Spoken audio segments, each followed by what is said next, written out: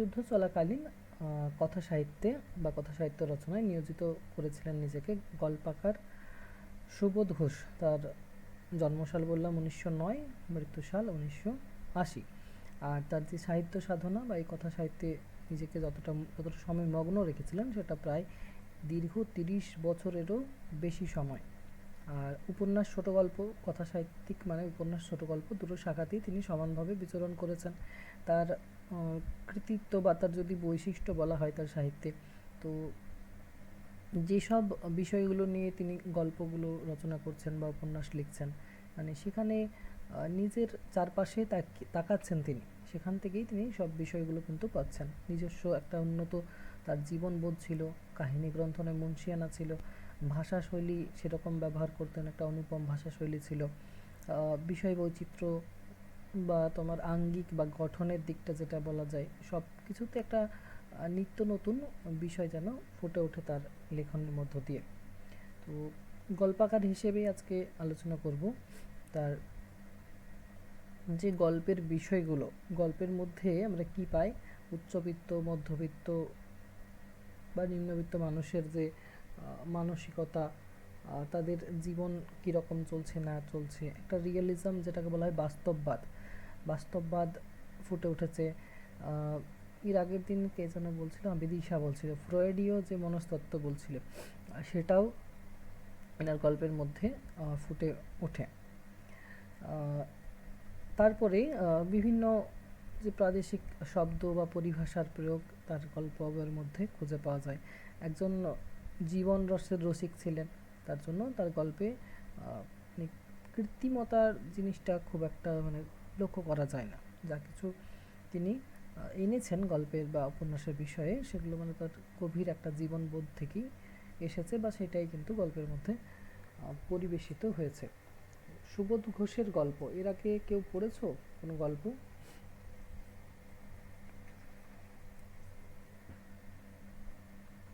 তার গল্প গ্রন্থগুলোর নাম বলছি, শোনো। ফজিল, হ্যাঁ সুন্দরম। ফজিল গল্পগ্রন্থ 1940 সালে প্রকাশ পায়। 1940 সালে, তখন তার বয়স কত? সুবোধ ঘোষের তখন বয়স কত? 31 বছর। ফজিল। তারপর হচ্ছে পরশুরামের কুঠার, সেই বছরই প্রকাশ পায় পরশুরামের কুঠার। কুসুমেশু, পলাশের নেশা, মনোবাসিত, নিত্য সুন্দর, যতুগৃহ, নিকশিত হেম, শ্রেষ্ঠ গল্প, রূপনগর, বিভিন্ন হচ্ছে তার গল্প গ্রন্থ। মানে মধ্যবিত্ত মানসিকতার যে অবনমন, মূল্যবোধের একটা ভাঙন, মানে বিশ্বযুদ্ধোত্তর পরিস্থিতি, যেটা দ্বিতীয় বিশ্বযুদ্ধের পটভূমি বললাম, সেই সময়টার মানে সাহিত্যে আবির্ভাব। তো তাহলে সেই সময় মধ্যবিত্ত মানসিকতার অবনমন দেখতে পাচ্ছেন তিনি, মূল্যবোধের ভাঙন, তারপরে বিভিন্ন যে বিশ্বযুদ্ধের যে ফলে যে রূপটা আমাদের মানে গড়ে উঠছে ভারতবর্ষ তথা বাংলাতে, একদিকে ব্রিটিশ শাসন, অন্যদিকে বিশ্বযুদ্ধের যে থাবা, সব কিছুর মধ্য দিয়ে তার গল্পগুলোর তিনি মানে বিষয়বস্তু যা কিছু পাচ্ছি আমরা, সব কিছু যেন আভাসিত হচ্ছে। তো তার বেশ কিছু গল্প রয়েছে যেগুলো এর আগে হয়তো নাম শুনেছো বা পড়েছো। যেমন হচ্ছে তোমার অযান্ত্রিক, এটা মনে হয় পড়েছো তোমরা। অযান্ত্রিক বলে একটা গল্প আছে, যেখানে বিমল নামের একটা চরিত্র আছে এবং তার গাড়ি আছে, একটা গাড়িটার নাম হচ্ছে জগদ্দল। পুরনো সিলেবাসে যদি, হ্যাঁ পুরনো সিলেবাসে যদি মাধ্যমিক দিয়েছো তাহলে এটা পড়ে থাকবে, কারণ মাধ্যমিকের সিলেবাসে অযান্ত্রিক ছিল। সেই গাড়িটা আস্তে আস্তে জীর্ণ হয়ে যাচ্ছে, তার মানে যে একটা নিজের বন্ধুর মতোই যাকে ভালোবাসতো, একটা মানে মানুষ হিসেবে কল্পনা করতো, যন্ত্রের প্রতিও যাতে ভালোবাসা থাকে সেটারই একটা নিদর্শন ছিল অযান্ত্রিক গল্প। এটা থেকে আশা করি অনেকের পরিচয় হয়েছে সুবোধ ঘোষের সাথে, যে মানুষ নিজের যে যানটার যে গাড়িটা সেটাকেও কতটা ভালোবাসতে পারে। সেটা যখন একসময় ছিন্ন ভিন্ন হয়ে যায়, তার সেই সব কলকবজাগুলো খুলে দেওয়া হচ্ছে গ্যারেজে, তখন তার মনে হচ্ছে যেন সেই একটা অনেকটা পোস্টমর্টম যেন যেমন করা হয়, একটা পার্টকে কেটে আলাদা করছে, সেরকম যেন তার অনুভব হচ্ছিল। অযান্ত্রিক গল্পটা কিন্তু দারুণ। এছাড়াও তার, হ্যাঁ সুন্দরম গল্পটা বললে, সুন্দরম গল্পটা গ্র্যাজুয়েশনের সিলেবাসে আছে বিডিপিতে, মানে যেটা ওল্ড সিলেবাসের গ্র্যাজুয়েশন নেতাজি সুভাষ মুক্ত বিশ্ববিদ্যালয়। সুন্দরম গল্পটাও কিন্তু দারুণ। এখানে যেরকম আদিবাসীদের নিয়ে আছে বিষয়, সেখানে সুন্দরম গল্প কিন্তু একটা আদিবাসী মেয়ের নিয়ে বিষয় রয়েছে ওখানে, কালো মেয়ে, গায়ের রং যার কালো। তো সুবোধ ঘোষের গল্পের বিষয়বস্তুতে দুর্ভিক্ষ, দাঙ্গা, মন্বন্তর, দেশ বিভাজনের যে প্রেক্ষাপট, বাঙালি মধ্যবিত্তের যে সামাজিক ইতিহাস, সব কিছু যেন উপস্থাপিত হয়েছে। চতুর্থ পানিপথের যুদ্ধ, এই যে গল্পটা, এটা একটা বিশেষ রাজনৈতিক ইতিহাসের প্রেক্ষাপটে রচিত হয়েছে। মানে আদিবাসী সমাজের একটা শিক্ষার্থীর মানে প্রতিবাদী সত্তা যেন এখানে প্রকাশ করেছেন গল্পাকার। তার একটা ব্যক্তির যেন আত্মমর্যাদাকে এখানে প্রতিষ্ঠা দেওয়া হয়েছে। তো পরাধীন ভারতের একটা জ্বালা চলছে, তারপর উপনিবেশিক শাসন চলছে, তার ফলে শ্রেণী সংঘাত দেখা যাচ্ছে, সেই জিনিসগুলো যেন বিভিন্ন গল্পে ফুটে উঠেছে। যেমন ফজিল গল্পটা গ্র্যাজুয়েশনে বাংলা অনার্সে বিভিন্ন ইউনিভার্সিটিতে এই গল্পটা কিন্তু থাকে। ফজিল পড়েছো কেউ?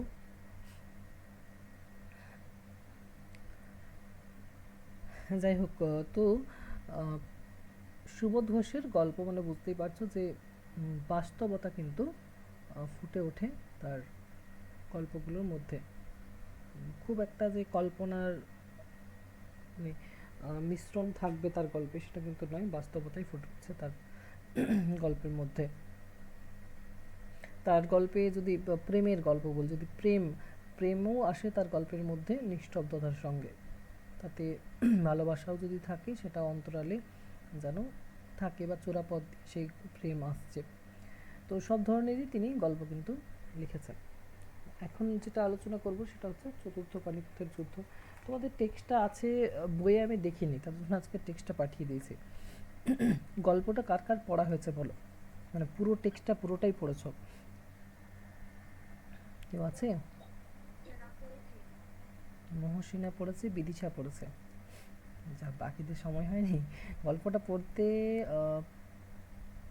35 থেকে 40 মিনিট লাগবে, তার বেশি মনে হয় না লাগবে যদি এক মনে পড়ো।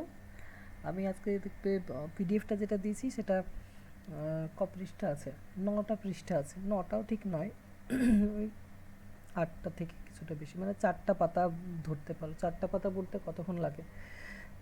40-45 মিনিট লাগে। তোমার পড়লে কি হবে না, ছোট ছোট ঘটনাগুলো জানতে পারবে, নামগুলো জানতে পারবে, চরিত্রগুলো। আর চাকরির পরীক্ষার ক্ষেত্রে যদি এটা থাকে সিলেবাসে সুবোধ ঘোষ সম্পর্কে, তাহলে কিন্তু প্রশ্ন আসতে পারে পরবর্তীতে, তখন তোমাকে আলাদা করে খাটতে হবে না। যেমন অযান্ত্রিকটা এখন বললে, অযান্ত্রিক সম্পর্কে জানো, তো তখন এগুলো পড়তে আর অসুবিধা হবে না। তুমি টেক্সটটা একবার পড়ে নেবে, এগুলো যারা মানে পড়োনি এখন। তো যে কোনো গল্প বা উপন্যাস পড়ার ক্ষেত্রে লেখক পরিচিতিটা আগে জানবে, তার সময়কালটা জানবে, প্রেক্ষাপটগুলো জানবে। মোট গল্পের সংখ্যা তার 157টি। তার প্রথম গল্পের নাম কি জানো? নোটে মনে হয় দেওয়া আছে, অযান্ত্রিক। তার প্রথম গল্পের নাম হচ্ছে অযান্ত্রিক, যেটা একটু আগেই বললাম। তো এই যে গল্পটা আছে তোমার, 157, 157। হুম।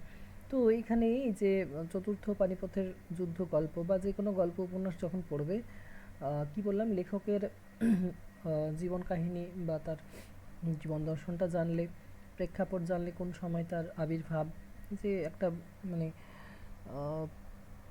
কী বলবো, একটা তোমার বিশাল একটা ঝড়ের মুহূর্তে তার আবির্ভাব দ্বিতীয় বিশ্বযুদ্ধের সময়, তাহলে বুঝতেই পারছো যে তার লেখাতে খুব একটা যে কল্পনা বা রোমান্টিকতা থাকবে। রোমান্টিকতা মানেই কল্পনা, আর রিয়েলিজম বলতে বাস্তবতা যেটাকে বলা হয়। তো রোমান্টিকতা আছে, অন্যভাবে আছে, কিন্তু এখানে তার বাস্তবতা বা রিয়েলিজমটাই ফুটে উঠবে তার গল্প উপন্যাসের মধ্য দিয়ে। আর যে কোনো গল্প পড়ার আগে তোমাকে গল্পটার প্রেক্ষাপট থাকলে বা পটভূমি থাকলে সেটা পড়তেই হবে।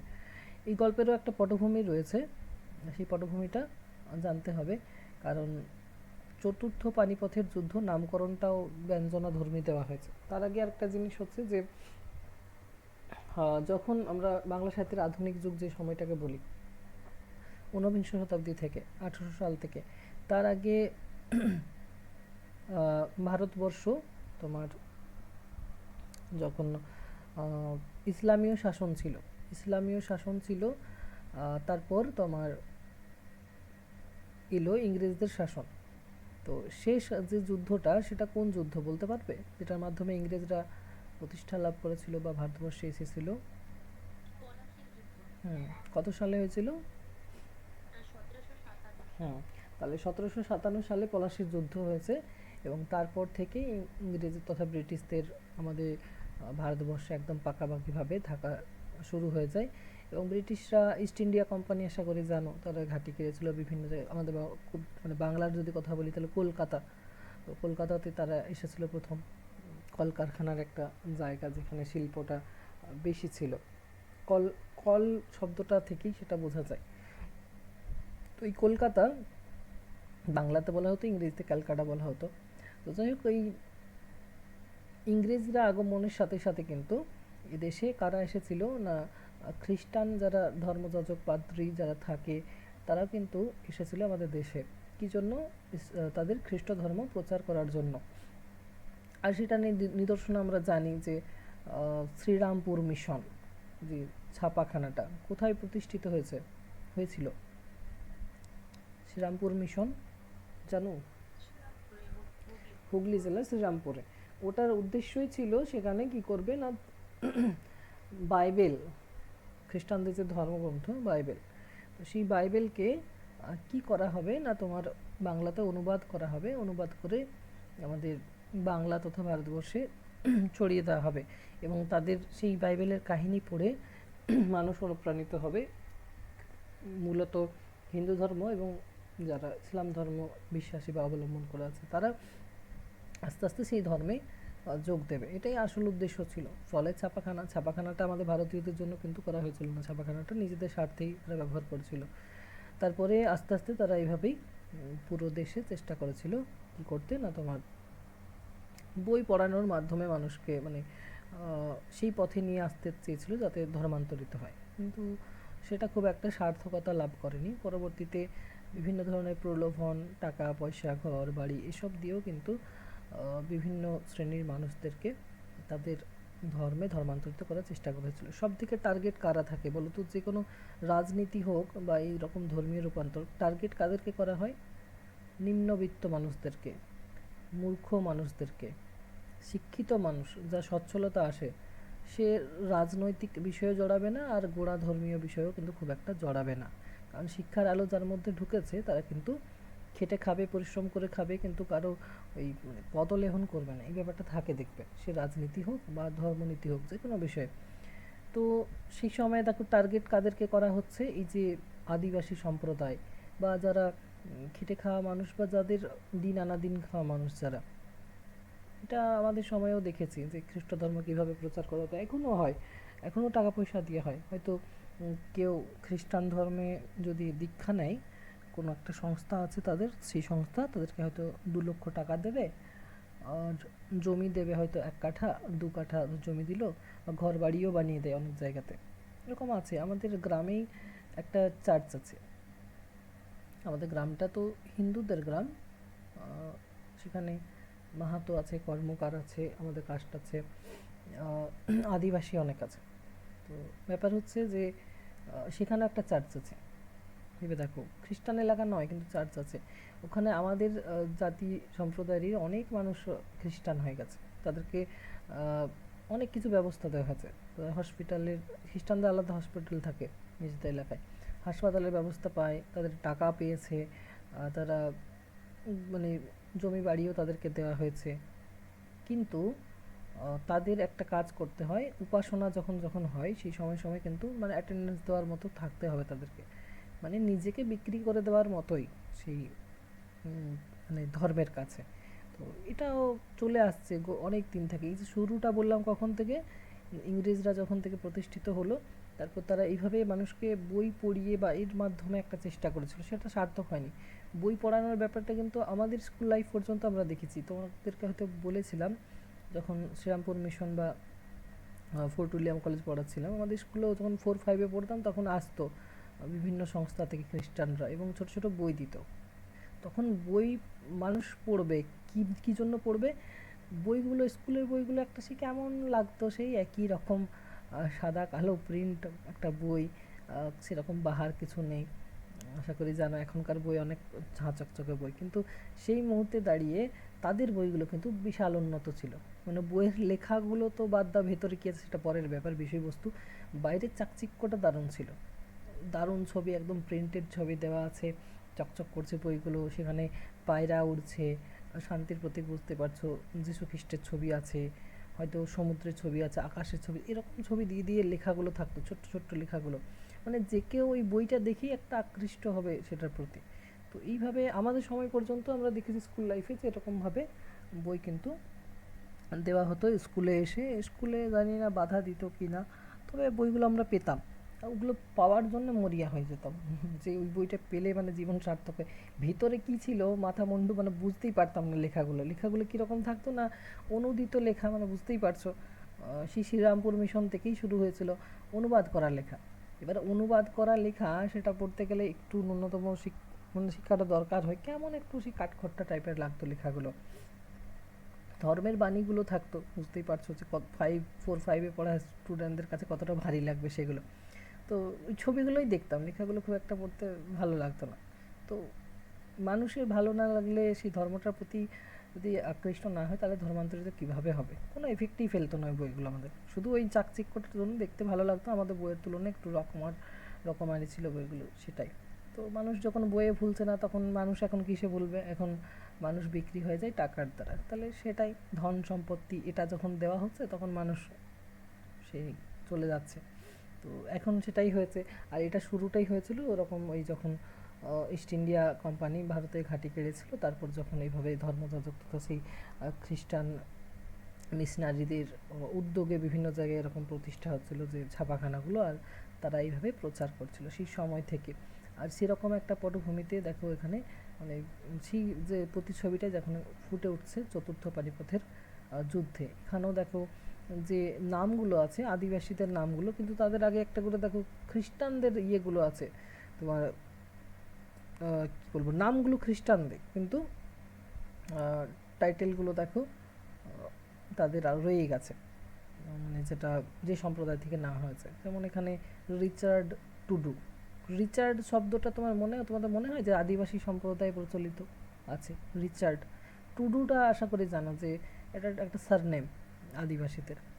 স্টিফান হোরো, হোরোটা হয়তো জানো যে হতে পারে আদিবাসী, কিন্তু স্টিফান শব্দটা তো খ্রিস্টানদের, বুঝতেই পারছো। সিরিল টিগ্গা, তারপরে ইমানুয়েল খালকো, জন বেসরা। এই যে জন শব্দটা স্বাভাবিক হিন্দুরা ব্যবহার করে না বা আদিবাসী সম্প্রদায় ওনাদের সম্প্রদায় ব্যবহার করে না। তাহলে এই যে মূল যে গল্পটা রয়েছে চতুর্থ পানিপথের যুদ্ধ, এখানে চরিত্রগুলো যে কোনো গল্পের ক্ষেত্রে আগে জানতে হবে চরিত্রগুলো। এখানে চরিত্রগুলো পড়ার আগে ভাগ করে নিতে হবে, চরিত্রগুলোকে শ্রেণীতে ভাগ করে নিতে হবে। শ্রেণী বলতে প্রথমত যখন ব্রিটিশরা দখল করলো তখন যদি আমাদের এই যে খ্রিস্টানদের যে ইয়েগুলো রয়েছিল তোমার হস্টেলগুলো যেখানে মানে পড়ানো হতো, হস্টেল মানে আশা করি জানো যেখানে থাকা খাওয়ারও ব্যবস্থা থাকবে এবং পড়াশোনাও হবে, যেগুলোকে মানে বিভিন্ন মডেল স্কুল থাকে এখনও যেগুলো রয়েছে যেরকম হস্টেলগুলো। তো খ্রিস্টানদেরগুলো একটু আলাদা নিয়মকানুন থাকে। এজি চার্চ নামের একটা স্কুল বেশি মানে প্রচলিত আছে, মানে প্রতিষ্ঠিত আছে তোমার বেঙ্গলে, দেখবে ওদের কিছু নিয়মকানুন আলাদা থাকে। আমাদের এখানে বেশ কিছু এজি চার্চ স্কুল রয়েছে। তারপরে মাদার্স মিশন, স্টিফেন, বিভিন্ন এই এলাকাতে আমাদের স্কুল রয়েছে যেগুলো খ্রিস্টানদের কিন্তু। তো যাই হোক তাদের কিন্তু কিছু নিয়মকানুন থাকে, তারা বড়দিন যেটা সেটাকে একটু বেশি বড় করে ইয়ে করে মানে উদযাপন করে। এক সময় আমাদের এখানে এইজি চার্চ বলে যে মিশনগুলো ছিল সেই মিশনগুলোতে না স্বাধীনতা দিবস পর্যন্ত পালন করা হতো না। ভেবে দেখো, স্বাধীনতা দিবস পালন করা হতো না, আমাদের দেশেই আছে স্কুলগুলো, অথচ স্বাধীনতা দিবস পালন করা হতো না। ওটা গার্জেনরা অনেক কিছু ঝামেলা করেছিল, ফলে স্বাধীনতা দিবসের দিনে ছুটি দেওয়া হয় এবং উদযাপন এখন করা হয়। আমাদের নিজেদের চোখেই দেখা, বড়দিন উদযাপন করা হতো কিন্তু স্বাধীনতা দিবস উদযাপন করা হতো না। ভেবে দেখো কতটা প্রতিপত্তি ছিল স্বাধীনতার পরেও। তো যাই হোক, এখানেও আমরা দেখতে পাবো সেই ছাপগুলো। গল্পের প্রেক্ষাপট মানে বুঝতেই পারছো যে 40-50 দশকের সেই সময়টাতে। তো চরিত্রগুলোকে দুটো ভাগে ভাগ করতে বললাম, গ্রুপে রাখতে হবে। একদিকে রাখতে হবে তোমার বাঙালি সম্প্রদায়কে, বাঙালির বেশ কিছু ছাত্র ছাত্রী রয়েছে এখানে, লেখক সেই সম্প্রদায়ের একজন প্রতিনিধি সুবোধ ঘোষ, তিনিও ছাত্র ছিলেন, গল্পে দেখাচ্ছেন তিনি। তার ছেলেবেলাটা দেখাচ্ছেন তিনি, মানে মাধ্যমিক স্কুল রয়েছে ওখানে, সেই খ্রিস্টানদের যে স্কুলগুলো, তো সেই স্কুলে সুবোধ ঘোষ সহ বাঙালি আরও বেশ কিছু ছাত্র ছাত্রী রয়েছিল। আর বিহারি রয়েছিল, মানে সেই রাজপুতের যে ইয়েগুলো ছেলে মেয়েগুলো, তো সেই বিহারিদেরও রয়েছিল। টোটালি এগুলো ভারতবর্ষের। আরেকটা ছিল তোমার আদিবাসীদের আর খ্রিস্টানদের। আদিবাসীদের যে ইয়েগুলো ছিল, মানে তোমার ছেলেগুলো ছিল বা মেয়েগুলো ছিল, তারাও কিন্তু ধর্মান্তরিত হয়েছে খ্রিস্ট ধর্মে। আমি কি বললাম যে প্রথমে টার্গেট করা হতো সেই সব মানুষকে, এখনও করা হয়। টার্গেট কাদেরকে করা হয়? ধর্মে ধর্মান্তরিত করার জন্য, বা রাজনীতিতে নিয়ে আসার জন্য, বা ভোট ব্যাংক বাড়ানোর জন্য। কাদের সাথে করা হয় সেই রাজনীতিটা? যারা নিম্নবিত্ত শ্রেণীর, যাদের আর্থিক অসচ্ছলতা আছে, যারা যাদের কাছে ধর্মের চেয়ে বেশি বড় হচ্ছে তাদের মানে অর্থাভাব বা অন্যাভাব, বুঝতেই পারছো, ধর্ম পরে, তারপরে তার থেকে আর বেশি হচ্ছে তোমার অর্থাভাব বা অন্যাভাব। তো তাদেরকে আগে টার্গেট করা হতো, বিভিন্ন বন জঙ্গলময় এলাকা, সেখান থেকে তাদেরকে উঠিয়ে নিয়ে আসা হতো, ধর্মান্তরিত করা হতো। আর এইসব স্কুলে পড়ানোর তাদেরকে সুযোগ সুবিধাও দেওয়া হতো। তবে তাদের একটাই জিনিস, যে তাদের যে মানে ঈশ্বর রয়েছে তারই উপাসনা করতে হবে, এবং সেই ঘেরাটোপের মধ্যেই থাকতে হবে। সব দেওয়া হবে তাকে, খাওয়া দাওয়া থেকে শুরু করে সব দেওয়া হবে। আমাদের পুরুলিয়া জেলাতে এরকম প্রচুর রয়েছে, তারা ধর্মান্তরিত হয়েছে। অনেক ইসলাম রয়েছে, অনেক হিন্দু রয়েছে যারা ধর্মান্তরিত হয়েছে, কিন্তু তাদেরকে ওই যে ঘেরাটোপের জীবনে থাকতে হবে, যখন যখন গির্জাতে ডাক পড়বে তখন তখন যেতে হবে। তো যাই হোক, এরকমই ব্যাপার এখানেও দেখা যাচ্ছে যে তাহলে এই ধরনের 3 ধরনের আছে। তার মধ্যে কি হচ্ছে, একটা ভারতবাসী, সব গ্রুপগুলোকে যদি বলি তো সবই তো ভারতবাসী। যেগুলো আদিবাসী আছে তারাও ভারতবাসী, যারা তারা খ্রিস্ট ধর্মে ধর্মান্তরিত হয়েছে কিন্তু ভারতবাসী, যারা বিহারি তারাও ভারতবাসী, আর বাঙালি তথা লেখক যাদের প্রতিনিধি তারাও ভারতবাসী। এখানে তাহলে বিদেশি কারা হলো? যারা পরিচালনা করছে এই স্কুলটাকে বা এই মিশনটাকে বা এই হস্টেলগুলোকে পরিচালনা করছে। মানে সেই সময়ে বললাম তো, তারা এসেছিল, ঘাঁটি কেড়েছিল, কীভাবে ধর্মান্তরিত করে চালাচ্ছিল মিশনারিগুলোকে। তো এখানে সেইভাবে চরিত্রগুলোকে তোমাকে সাজাতে হবে। আচ্ছা,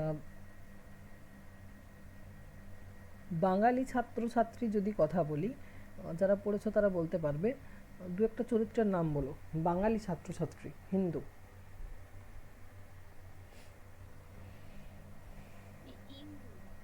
হিন্দু হবে আর লেখক হবে। তারপরে আরও আছে শেষের দিকে।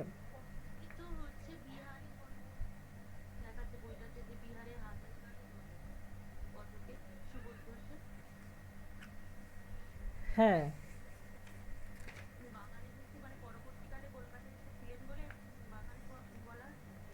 না হতে পারে কর্মসূত্রে সেখানে ছিল, মানে তার ফ্যামিলি। হ্যাঁ, হ্যাঁ, হ্যাঁ। তবে ঘোষ টাইটেলটা তো বুঝতেই পারছো সেটা বিহারের তো নয়। আচ্ছা, হ্যাঁ, লেখক হবেন বাঙালি, সে হিন্দু, আর তার সঙ্গে ইন্দু বলে একটা ক্যারেক্টার আছে, আরও কিছু আছে তারাও। হ্যাঁ, কি যেন নামটা একটা দেখলাম, মহেশ না মহেশ্বর, এরকম কিছু একটা নাম যেন দেখলাম।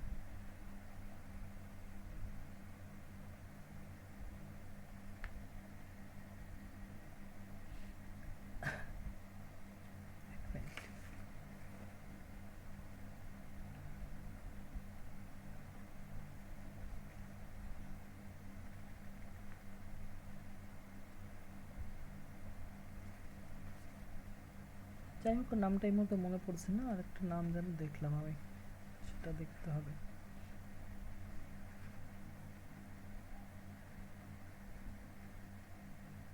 হুম। তো এখানে যেটা হচ্ছে তোমার আদিবাসী, আদিবাসী যারা খ্রিস্ট ধর্মে ধর্মান্তরিত হয়েছে, আদিবাসীদের নামগুলো কি কি বলতে পারবে?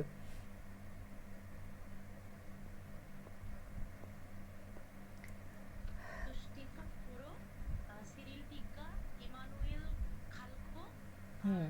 জন মিত্রা। জন বেসরা, রিচার্ড টুডু। এখানে একদম। বেশি ফুটে উঠেছে স্টিফান হিরো তো প্রধান চরিত্র, তারপরে রিচার্ড টুডু। স্টিফান হিরোর হোরোর যে সব কথাগুলো সেগুলো সে বলে দিচ্ছে। স্টিফান হোরো যতটা না এখানে নিজে থেকে সেই ঘটনাগুলোকে ঘটাচ্ছে, সেই ঘটনাগুলো প্রত্যক্ষদর্শী হচ্ছে রিচার্ড টুডু। সেই এসে বলে দিচ্ছে, লেখকদের যে দলটা রয়েছে তাদেরকে জানাচ্ছে। তো এখানে তাহলে আমাদের প্রথমেই দেখতে পাচ্ছি লেখক বলছেন, আমাদের ক্লাসটা ছিল একটি নৃতত্ত্বের ল্যাবরেটরির মতো, এমন বিচিত্র মানবতার নমুনা আর কোন স্কুলে কোন ক্লাসে আছে জানি না। তিনটি রাজার ছেলে ছিল আমাদের ক্লাসে, মানে রাজপুতদের যে ছেলেগুলো। একজন জঙ্গলি রাজার ছেলে, কুচকুচে কালো চেহারা, আর দুজন ছিল সত্যিকারের ক্ষত্রিয়, ক্ষত্রিয়াত্মজ, মানে সত্যিকারের ক্ষত্রিয় জাতির, মানে যেটা রাজপুতদেরকে যাতে বলা হয়, বিশেষ করে বিহারে থাকে তারা, বিহার উত্তরপ্রদেশে। আর জঙ্গলি রাজার ছেলে কালো কুচকুচে চেহারা, এটা তো তোমার বুঝতেই পারছো যে স্টিফান হরোকে বলা হচ্ছে। সুগৌর গায়ের রং, পাগড়িতে সাত চামতির ঝালর ঝুলত। তাছাড়া ছিল সিরিল টিগ্গা, ইমানুয়েল, যে নামগুলো বললে। এত ওরাও আর মুন্ডা সন্তানের সমাবেশের মাঝখানে তবু আমরা কজন ইন্টার ক্লাস পরিবারের বাঙালি ও বিহারি ছেলে শুধু বুদ্ধির জোরে সর্বকর্মের মোড়লির গৌরব অধিকার করে বসেছিলাম। রাজার ছেলেগুলোকে বলতাম আমরা সোনার ব্যাঙ, আর মুন্ডা ওরাওদের বলতাম কোলা ব্যাঙ। মুন্ডা ওরাও বলতে সেই আদিবাসীদের। একটা জিনিস খেয়াল করে দেখো,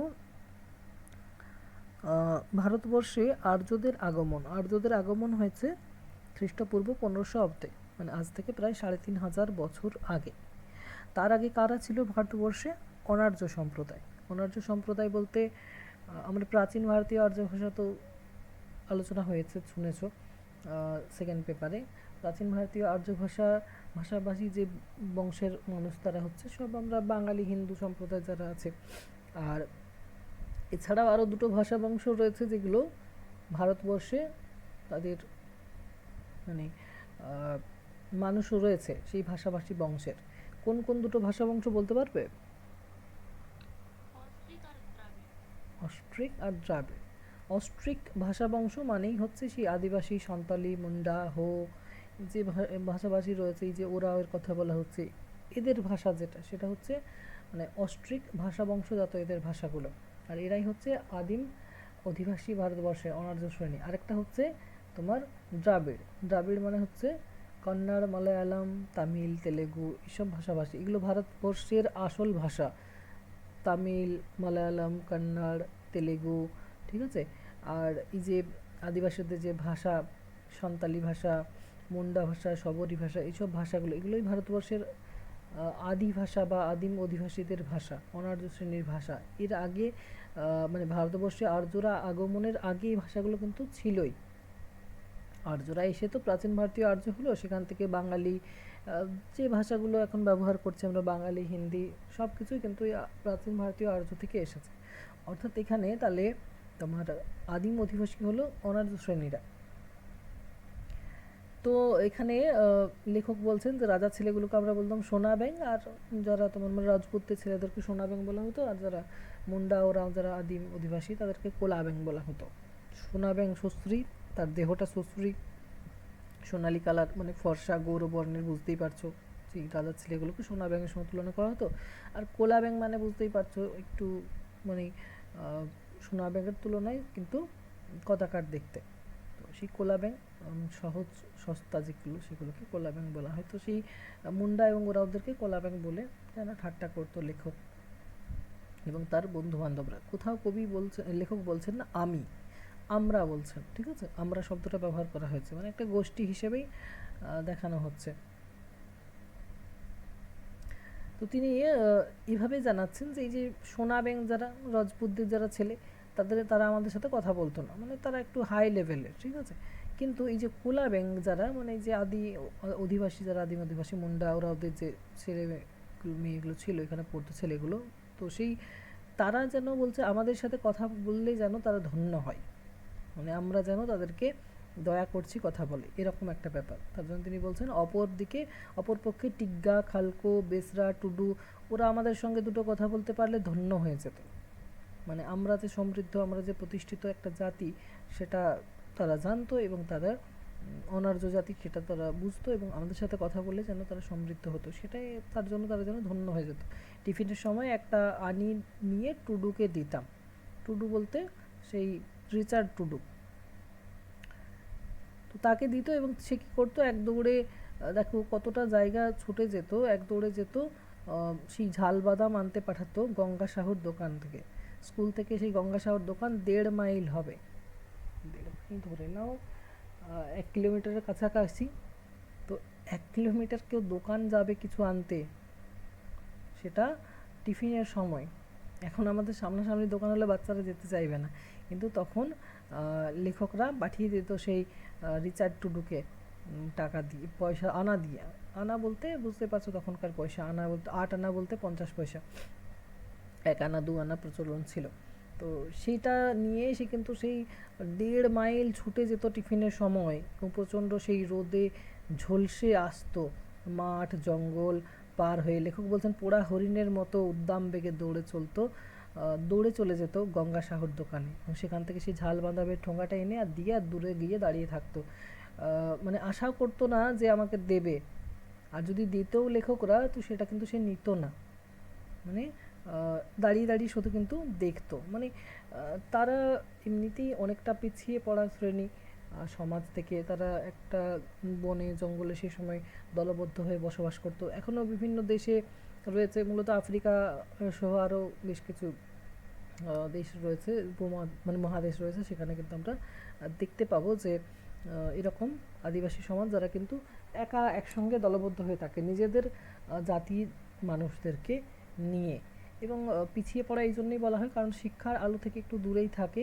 আর সমাজে যে এগিয়ে যাচ্ছে, উন্নত হচ্ছে, যান্ত্রিক সভ্যতা, এগুলোর থেকে তারা একটু দূরে থাকা, এগুলোর সঙ্গে মানে খুব একটা মিলেমিশে থাকে না, এগুলো সম্পর্কে তারা কিন্তু অনেকটাই অজানা তাদের। তো ফলে একটু পিছিয়ে থাকে বর্তমান যে সমাজটা নিয়ে আমরা চলছি সেই সমাজ থেকে, ফলে তাদেরকে সবাই একটু অন্যভাবেই দেখতো, তাদের কথাবার্তাও তারা কিন্তু কম বলে এইসব মানুষদের সাথে, নিজেদের সাথে ঠিক মেলবন্ধন আছে কিন্তু অন্য এইসব যারা শিক্ষার আলোতে আছে সেই সব মানুষদের সাথে কম কথা বলে, এবং এই মানুষরা তাদের মনের কথা কিন্তু বুঝতে পারবে না সহজে।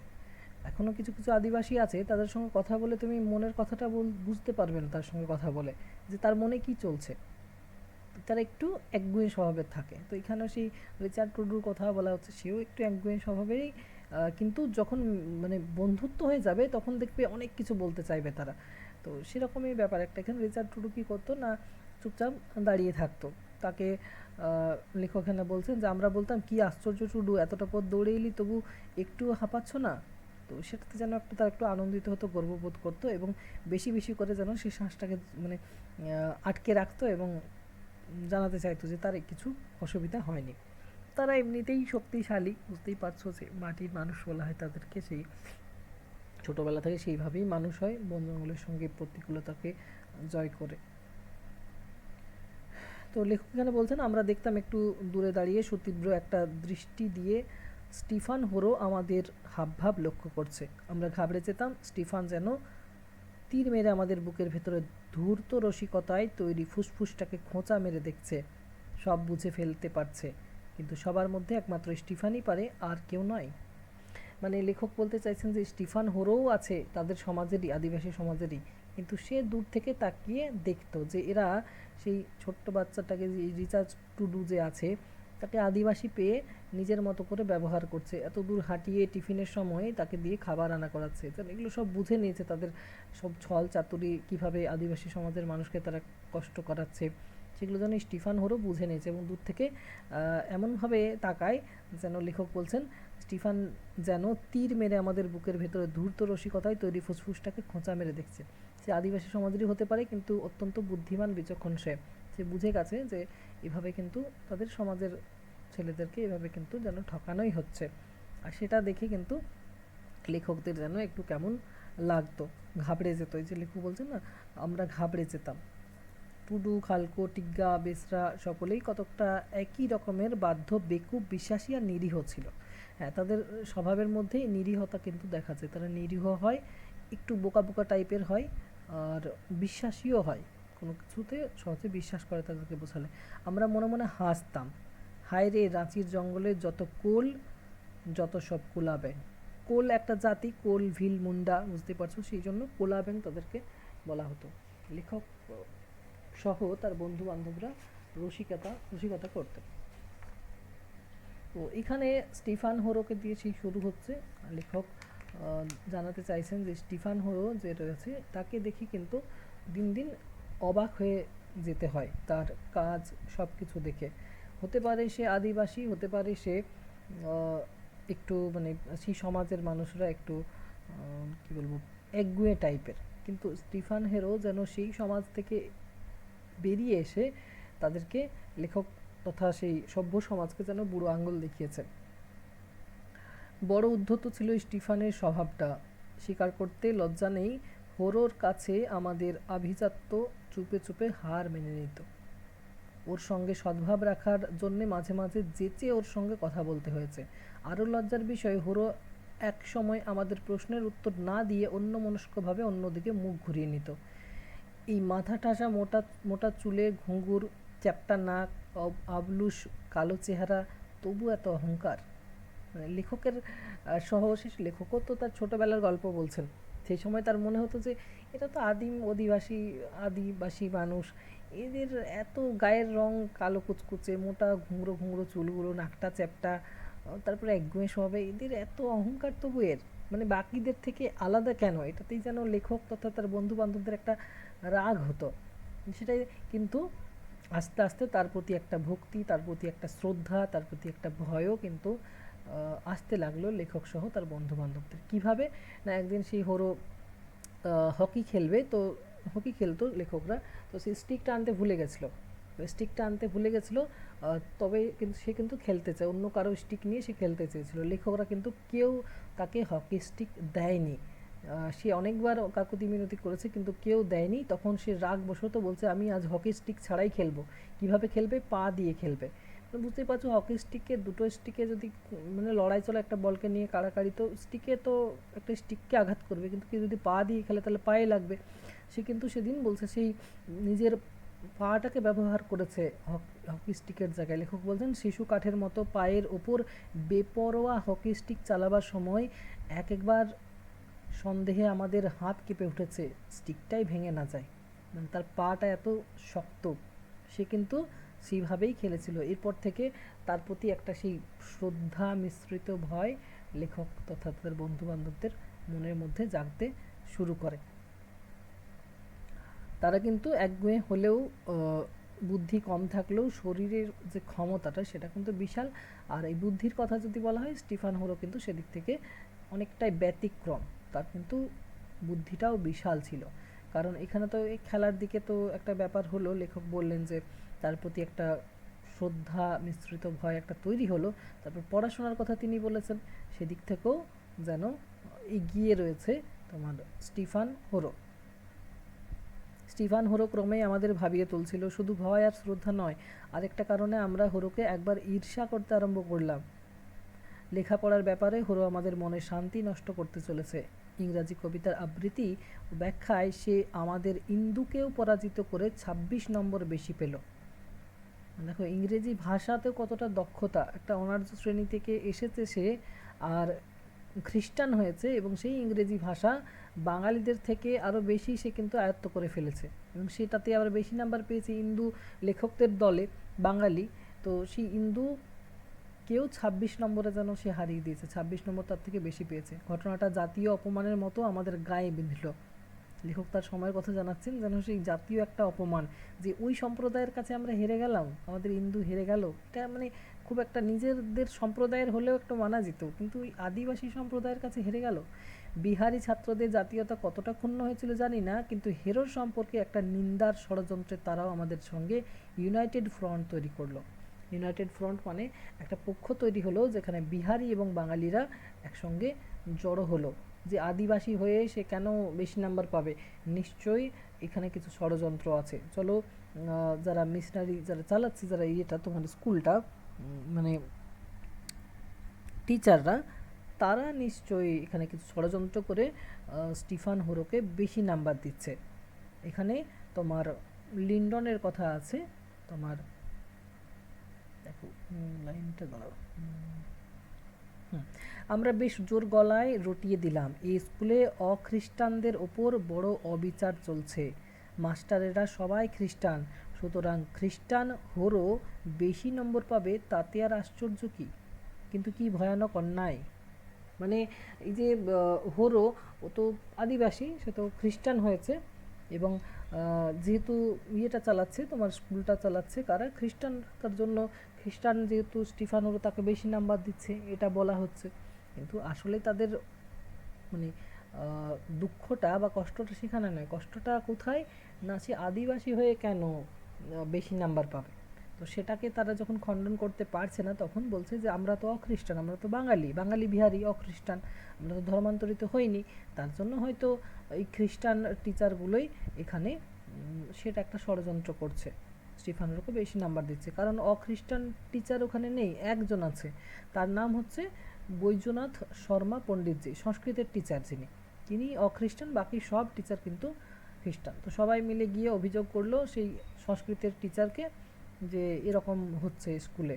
পণ্ডিতজি আমাদের সান্ত্বনা দিলেন, কি আর করবে বাবা, পাদ্রীদের স্কুলে এরকম অন্যায় কাণ্ড হয়ে থাকে, যাক ইউনিভার্সিটি তো আছে, সেইখানে ধরা পড়ে যাবে কার কতখানি যোগ্যতা। ঠিক আছে, স্কুলে তোমরা পড়ছো, এখন কী করবে, এটা তো তাদের হাতেই আছে, খ্রিস্টানদের এই স্কুলগুলো। তোমরা যখন এরপরে কলেজে যাবে বা ইউনিভার্সিটিতে যাবে, তখন তো ধরা পড়ে যাবে কে আসলে মেধার ভিত্তিতে কেউ পেয়েছে নাকি ষড়যন্ত্রের ভিত্তিতে নাম্বার পেয়েছিল, সেখানে জলের মতো পরিষ্কার হয়ে যাবে। এটা সংস্কৃতের টিচার বললেন। প্রমোশনের পর নতুন বছরে স্টিফান হোরো আরও ভয়ানক এক গোয়ার তুমি করে বসলো, পা দিয়ে হকি খেলার চেয়েও ভয়ানক। স্টিফান হোরো তার অ্যাডিশনাল ইংরেজি ছেড়ে দিয়ে সংস্কৃত নিল। মানে ইংরেজি নিয়ে সে তো বুঝতে পারছে যে সবাই মিলে আমাকে তো অবিশ্বাস করছে যে আমি নিজের দক্ষতায় নিজের যোগ্যতায় নাম্বারটা পাইনি। তখন সে কী করলো, ইংরেজি বিষয়টাকেই রাখলো না, অ্যাডিশনাল ইংরেজির জায়গায় কী নিয়ে নিল, সংস্কৃত নিয়ে নিল। খ্রিস্টান টিচারেরা সবাই হোরোকে ধমকালেন, হেডমাস্টার ফাদার লিন্ডন ক্ষুণ্ণ হলেন। দেখো হেডমাস্টারের নাম হচ্ছে ফাদার লিন্ডন, মনে রাখবে। পণ্ডিতজি অদ্ভুতভাবে হাসতে লাগলেন, মানে এটাতে লেখকের মনে হলো যে পণ্ডিতজি হাসছেন, আমাদের সংস্কৃতের টিচার, মানে এবারে ফেল করবে সে, হোরো কিন্তু ফেল করে যাবে। তবু অনার্য হোরোর সংস্কৃত পড়ার প্রতিজ্ঞা তিলমাত্র বিচলিত হলো না। অনার্য আবার সংস্কৃত সাবজেক্টটা কাদের, আর্যদের না, সংস্কৃত বিষয়টাই তো আর্যদের, বেদ পুরাণ এসব বিষয় থাকবে, তাহলে এটাতে কারা এগিয়ে থাকবে, হিন্দুরা না অহিন্দুরা, কারা এগিয়ে থাকবে? হিন্দুরা এগিয়ে থাকবে, তাই তো, হিন্দুদেরই তো সেই ভাষাগুলো না। তো তাহলে এখানে সবাই খুশি হলো, লেখকও খুশি হচ্ছেন যে তাহলে কি হবে না, ওকে আয়ত্ত করতে অনেকটা সময় লাগবে, আমরা তো অ্যাডভান্স, আমরা তো হিন্দুই, আমাদের তো আরও বেশি সহজ হবে সংস্কৃত পড়াটা। তারপরে আবার এখানে ইন্দুকে তো হারানো যাবে না, ইন্দু বলে একটা ক্যারেক্টার আছে, সংস্কৃতে তো হারানো যাবে না, ইংরেজিতে হারিয়ে ফেলেছিল, ঠিক আছে। পণ্ডিতজি আমাদের আড়ালে ডেকে একটা অস্বস্তিকর হাসি হেসে বললেন, স্টিফান হোরো সংস্কৃত নিয়েছে আর কি। এবার দেব ভাষার কপালে কী আছে কে জানে, দেব ভাষা মানে সংস্কৃত ভাষাকে বলা হচ্ছে।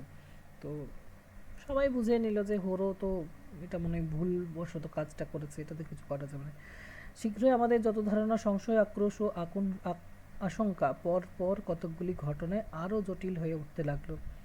নিউ টেস্টামেন্ট থেকে ডেভিডের গাথাগুলি আগাগোড়া নির্ভুল আবৃত্তি করে ফার্স্ট প্রাইজ পেল স্টিফান হোরো।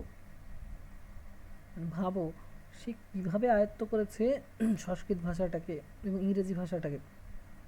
সেকেন্ড, থার্ড ও ফোর্থ প্রাইজের অগৌরবের মুখ শুকনো করে আমরা বসে রইলাম। মানে আমরা সেকেন্ড থার্ড ফোর্থ হলাম, কিন্তু ফার্স্ট হলো স্টিফান হোরো।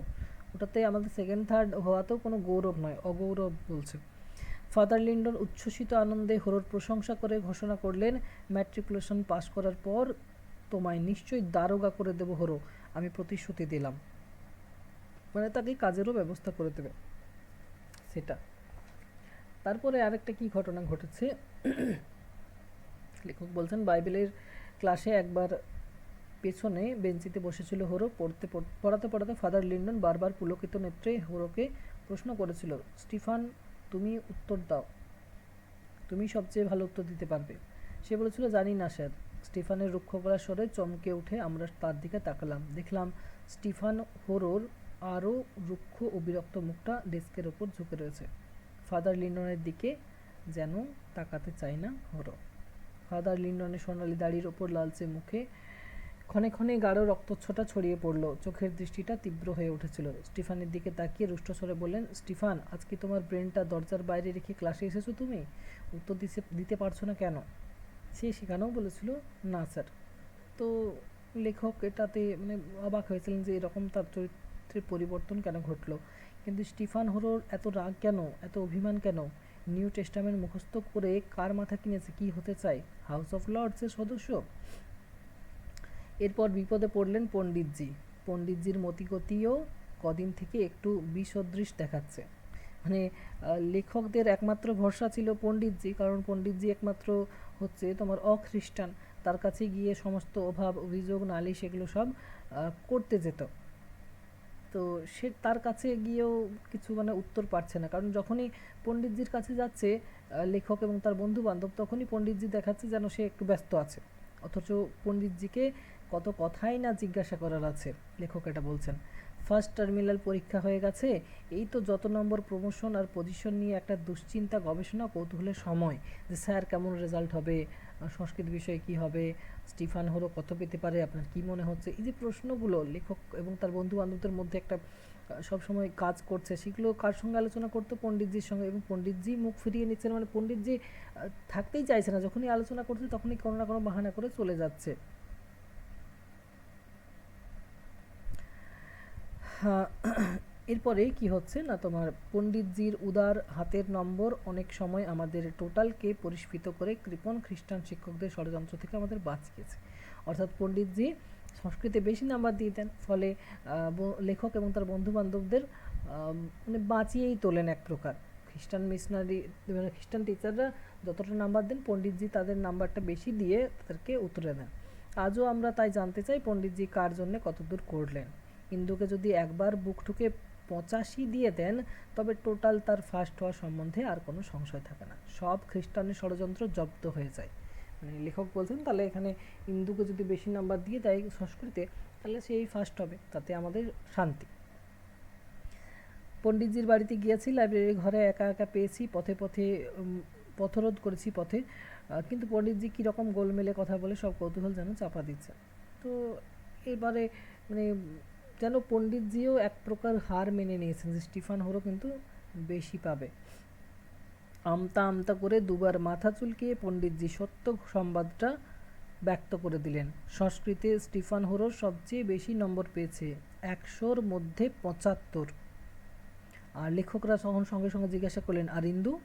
আমাদের প্রশ্নে একটু অপ্রস্তুত হয়ে পণ্ডিতজি অপরাধীর মতো বললেন, 32।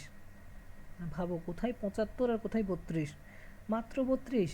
পণ্ডিতজির মতো বিশ্বাসন্তা পৃথিবীতে আর নেই।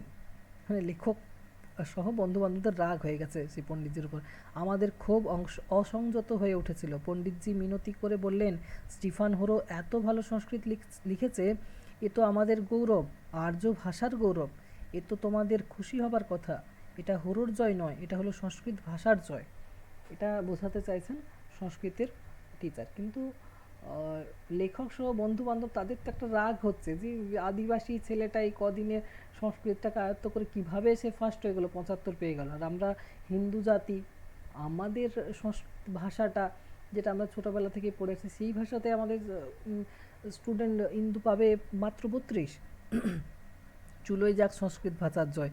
ইন্দু ফার্স্ট হতে পারবে না, এটা যে আর্যত্বের কত বড় পরাভব, বাঙালির কত বড় অপমান, তা পণ্ডিতজি বুঝলেন না। কিন্তু আমরা ঠিক রহস্যটি বুঝে ফেললাম, পণ্ডিতজি হলেন বিহারি।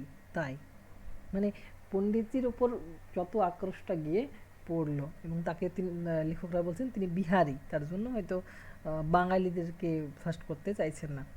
কিন্তু বাতাসের নিশ্চয়ই সেই পরম গুণ আছে, যার জন্য শত অন্যায়ের অবরোধের মধ্যেও ধর্মের কল নড়ে ওঠে। লাইব্রেরি ঘরে যেদিন বোর্ড নিবদ্ধ মার্কশিটের কাছে আমরা গিয়ে চোখ তুলে দাঁড়ালাম, সেদিন আমরা বিশ্বাস করলাম সত্যের জয় আছে, মিথ্যার পরাজয় আছে। সেখানে গিয়ে কি দেখতে পেলেন লেখক সহ বন্ধুবান্ধবরা, যে ইন্দুই ফার্স্ট হয়েছে। শুধুমাত্র সংস্কৃত বিষয়ে বেশি নাম্বার পেয়েছে স্টিফান হোরো, বাকিগুলোতে কিন্তু খুব কম নম্বর পেয়েছে, ইংলিশ, ইতিহাস, ভূগোল, অঙ্ক। স্টিফান হোরো তাহলে সংস্কৃতেই ফার্স্ট হয়েছে, বাকি বিষয়গুলোতে কম নম্বর পেয়েছে, এবং টোটালেও সে ফার্স্ট হতে পারেনি। ফার্স্ট হয়েছে কে? ইন্দু ফার্স্ট হয়েছে। অর্থাৎ লেখকরা এবারে শান্তি পেলেন, স্বস্তি পেলেন। কিন্তু এখান দিয়ে কি মেসেজ দিতে চাওয়া হচ্ছে? স্টিফান হোরো কি বলতে চাইছে?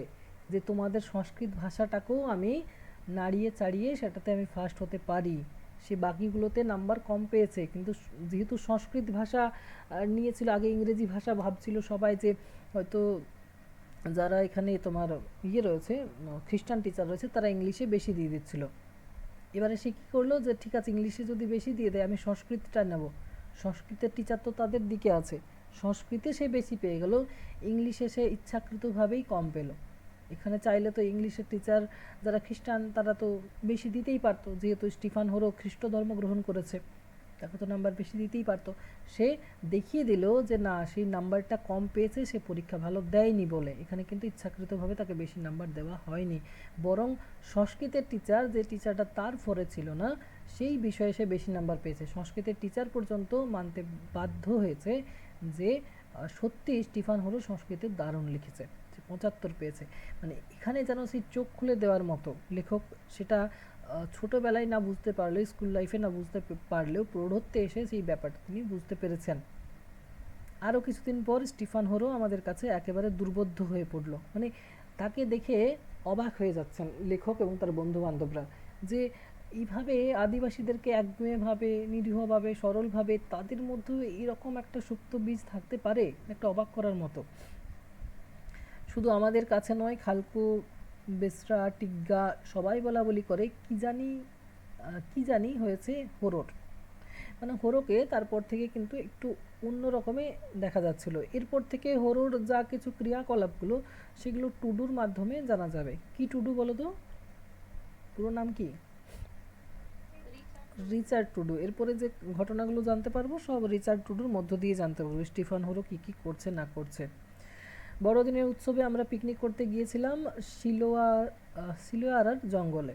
সেখানে একটা সেই মহা উৎসবের মতো কি করছিল না, লেখক সহ তার বন্ধুবান্ধব সবাই কিন্তু কি করছে, তোমার পিকনিক করছে, ভালো ভালো খাবার টাবার করছে। সেখানে হঠাৎ করে দেখতে পাচ্ছে যে হোরো কোন দিক থেকে আসছে। হোরোকে কিন্তু পিকনিকে নেওয়া হয়নি, তো মানে নেওয়া হয়নি বলতে কি, শুধুমাত্র এখানে বেশি বাঙালি ছাত্রদের পিকনিক ছিল। তো সেখানে হোরো দেখছে স্রোতের ধার দিয়ে চলে যাচ্ছে, একটা হাতে তার গুলতি রয়েছে। সবাই চেঁচিয়ে ডাকলো হোরোকে যে আসো আমাদের সাথেই তুমি বনভোজন করবে। তো তাকে একটু শেয়ার দেওয়া হোক, পোলাও, মাংস, দই, বৈকুণ্ঠ ময়দার সন্দেশ আছে, এগুলো সে হয়তো বাপের জন্ম খায়নি, এগুলো খেয়ে হয়তো সে খুশি হবে। মানে আদিবাসী, বুঝতেই পারছো লেখকদের মানে এরকম ভাবনাটা তিনি জানাচ্ছেন, যে আমাদের মনে এরকম চলছিল যে মুন্ডারা হয়তো এইসব কোনোদিনও জীবনেও খায়নি, সে হয়তো খেয়ে তৃপ্ত হবে। কিন্তু হোরোকে যখন ডাকা হলো, সে এগিয়ে এলো, তাকে খেতে বলল, সে কিন্তু খায়নি। সে কী করেছে তার আসার আগে, না সে গুলতি ছিল হাতে, সে একটা শিকারকে লক্ষ্য করে গুলতি চালিয়েছে। কী শিকার করলো না, সে একটা কাঠবিড়ালিকে মারলো, কাঠবিড়ালিটাকে মেরে নিয়ে পকেটে ভরে নিল কাঠবিড়ালিটি যখন পড়লো তখন। এবং তাকে জিজ্ঞাসা করা হলো যে ওটা কি করবে স্টিফান, তখন সে বলল খাবো। মানে বুঝতেই পারছো যে আদিবাসী সমাজে সেগুলোকে মেরে তারা কিন্তু খায়। ওটা সে একটা শুনে নিয়ে কেমন একটা ঘেন্না লাগলো লেখকদের, তবুও তাকে কিন্তু বললো যে এইসব আমাদের সাথে খাবে। সে কিন্তু কি বলল, ওসব ছুঁড়ে ফেলে দাও স্টিফান, লেখক বলছেন ওসব ছুঁড়ে ফেলে দাও স্টিফান, পাগল কোথাকার, এসো আমাদের পিকনিকে, তুমিও খাবে আমাদের সঙ্গে। না, হোরোর কালো মুখের ভিতর থেকে ঝকঝকে দুপাটি সাদা দাঁতের হাসি আপত্তি জানালো। সে কিন্তু খেলো না। এরকম জঙ্গলি হয়ে যাচ্ছ কেন স্টিফান? রিচার্ড টুডু একদিন কানে কানে আমাদের বলল। সত্যি কি জানি হয়েছে হরোর, বোধ হয় শিগগির পাগল হয়ে যাবে। ফাদার লিন্ডন আমাদের সাবধান করে দিয়েছেন হরোর সঙ্গে যেন কেউ না মিশে। আমরা জিজ্ঞাসা করলাম, কেন টুডু?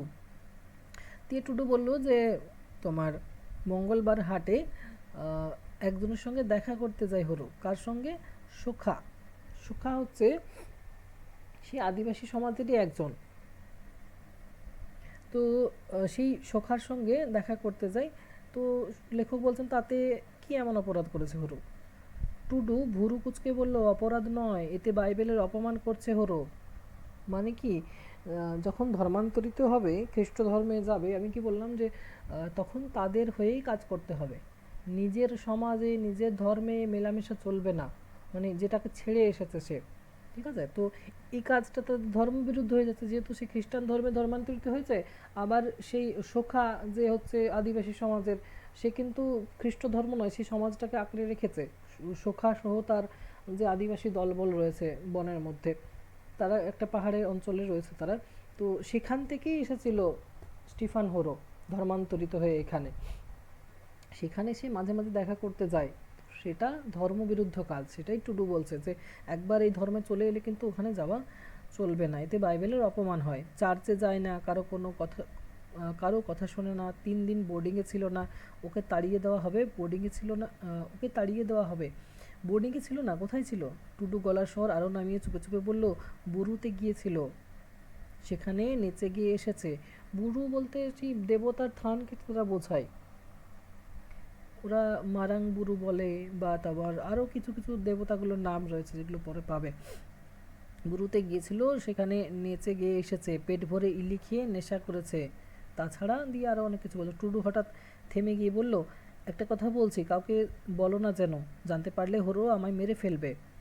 টুডুকে অভয় দিলাম, না, কে জানতে পারবে না, তুমি বলো। তো সে বলছে যে ওখানে একটা মেয়ের সঙ্গে সে দেখা করতে যায়। মেয়েটার নাম হচ্ছে চিরকি মুর্মু। চিরকি, ঠিক আছে? মানে এটা হচ্ছে সেই স্টিফান হোরোর নায়িকা বলতে পারো বা প্রেমিকা বলতে পারো, চিরকি মুর্মু। মেয়েটার নাম চিরকি, মোরঙ্গি পাহাড়ে মুর্মুদের মেয়ে। মোরাঙ্গি পাহাড় সেই অঞ্চল যেখানে রয়েছে, সেখানে মুর্মুদের মেয়ে, ওই সখা যে দিকে থাকে। টুডুর কথাগুলো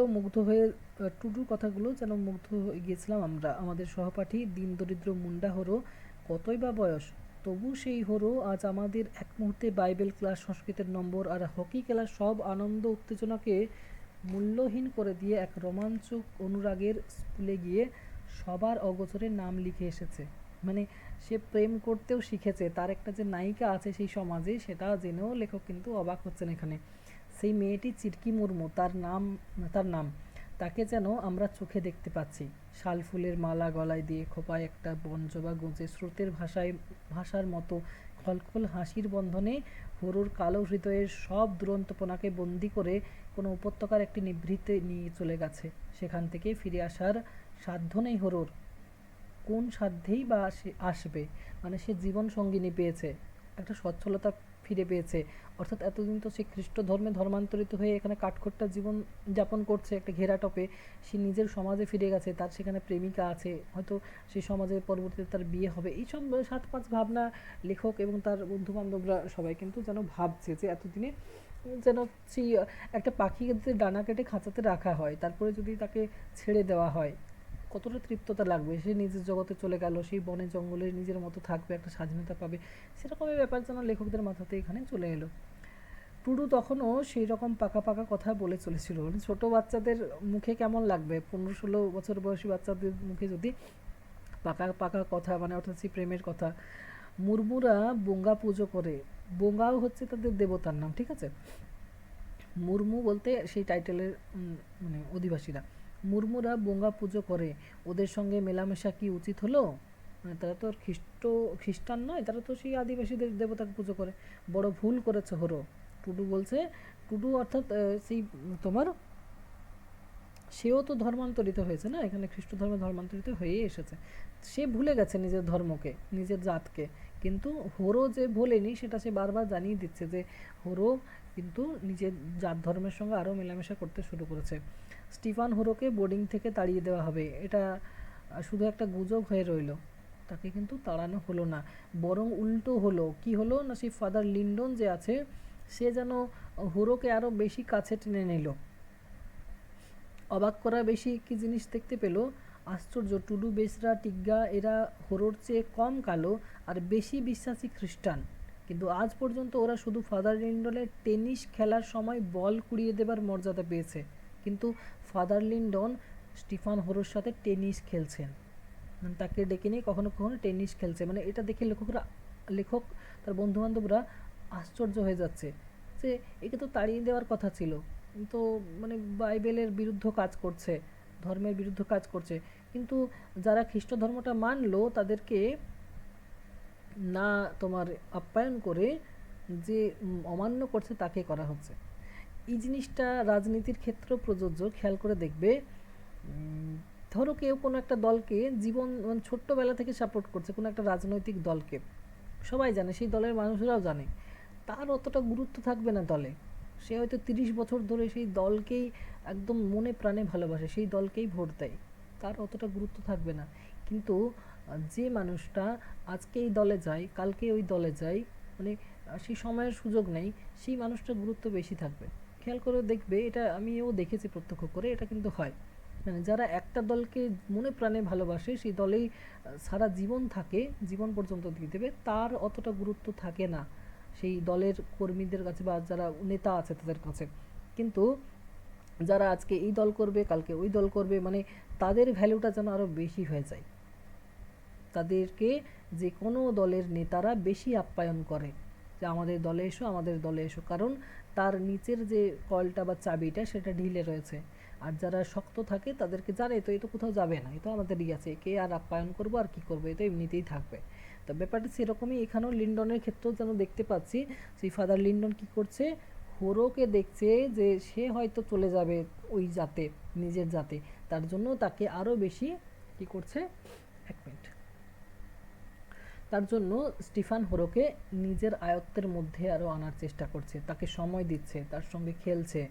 ওটাই লেখক বলছেন যে এখানে ছোটোবেলায় তো তিনি বুঝতে পারছেন না লেখক যে কেন যে নিজের ধর্মটাকে মানছে, মানে ধর্মান্তরিত হয়ে এসে খ্রিস্ট ধর্মটাকে মানছে, তাদেরকে বল কুড়ানোর কাজে নিয়োগ করছে, আর যে মানছে না তাকে তার সঙ্গে টেনিস খেলছে ফাদার লিন্ডন, এটা কী রকম?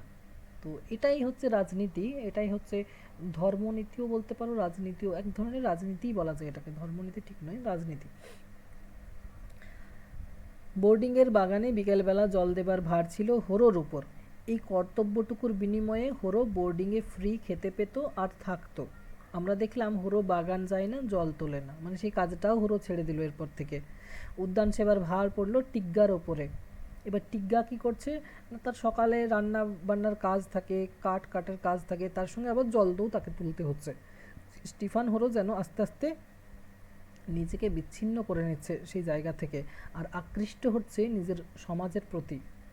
টুডু এসে আরেকদিন একটা খবর দিল, আজকাল আর হাটে যাবার সুযোগ পায় না স্টিফান, প্রতি মঙ্গলবার ফাদার লিন্ডনের ঘরে বসে পিলগ্রিমস প্রোগ্রেস পড়ে। পড়া শেষ হলে নাকি চা বিস্কুট খায় হোরো, ফাদার লিন্ডন খাওয়ান। কেন ফাদার লিন্ডন তাকে ভালোবাসছে? কারণ যত সে সেই ঘেরা টপের বাইরে চলে যাচ্ছে, ফাদার লিন্ডনের ভয় হচ্ছে যে সে কিন্তু নিজের যে ধর্মে আবার ফিরে হয়তো চলে যাবে, সেই জন্য তাকে খাওয়ানোর ব্যবস্থা, তাকে বেশি সুযোগ সুবিধা দেওয়া হচ্ছে যাতে সে ভুলে যায় নিজের সমাজকে, যে সমাজ থেকে সে এসেছে। আমাদের উৎসাহ উৎসুক আলোচনা আর গবেষণার সীমা ছিল না, অলক্ষ্যে কত বড় একটা ঘটনার দ্বন্দ্ব জমে উঠেছে তার কিছু কিছু আভাস আমরা অনুভব দিয়ে ধরতে পারছিলাম। একদিকে কেমব্রিজের এমএ বিখ্যাত শিক্ষিত সুসভ্য ও শ্রদ্ধেয় ফাদার লিন্ডন, অপরদিকে কোনো এক জংলি মুন্ডা ডিহির বুড়ো শোখা দীনতম নগণ্য অর্ধলঙ্গ বর্বর বেশি এক জাদুমন্ত্রী। মানে ফাদার লিন্ডন আর অন্যদিকে যেন সেই বুড়ো একজন শোখা, সেই মুন্ডা ডিহির একজন জঙ্গলি মানুষ, দুজনের মধ্যে যেন কোনো দ্বন্দ্ব চলছে, কে স্টিফান হোরোকে নিজের দিকে টানতে পারে।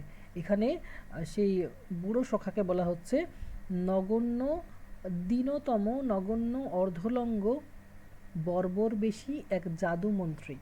তার তো কিছুই নেই, কিন্তু আকর্ষণটা কিসের রয়েছে? কিভাবে স্টিফান হরো তার দিকে যাচ্ছে? এটা হচ্ছে শিকড়ের সন্ধান। স্টিফান হরো তো সেই বংশ থেকে, সেই জায়গা থেকেই এসেছে না, তো তার জন্য আর কিছু দরকার হবে না, সেই জাদুটা সেখানেই নিহিত, নিজের সমাজ, নিজের জাতি। আর এটা তো প্রলোভন না ফাদার লিন্ডনের দিকটা, সেখানে তো তাকে সুযোগ সুবিধা দেওয়া হচ্ছে শুধুমাত্র ধর্মান্তরিত করার জন্য। তো লেখক তখন বুঝতে পারছেন না যে বিষয়টা কি, যেন দুজনের মধ্যে একটা লড়াই শুরু হলো। বুড়ো সখা বোধহয় সেই লাঞ্ছনা ভুলতে পারে না, ছেলে ধরা পাদ্রীরা তাদের ছেলেকে ধরে নিয়ে গিয়েছে, খ্রিস্টান করে দিয়েছে হরোকে, তারই প্রতিশোধ নেবে বুড়ো সখা। এই সুসভ্য ডাইনদের দুর্গ থেকে আবার জঙ্গলের ছেলেকে আবার জঙ্গলে ফিরিয়ে নিয়ে যাবে।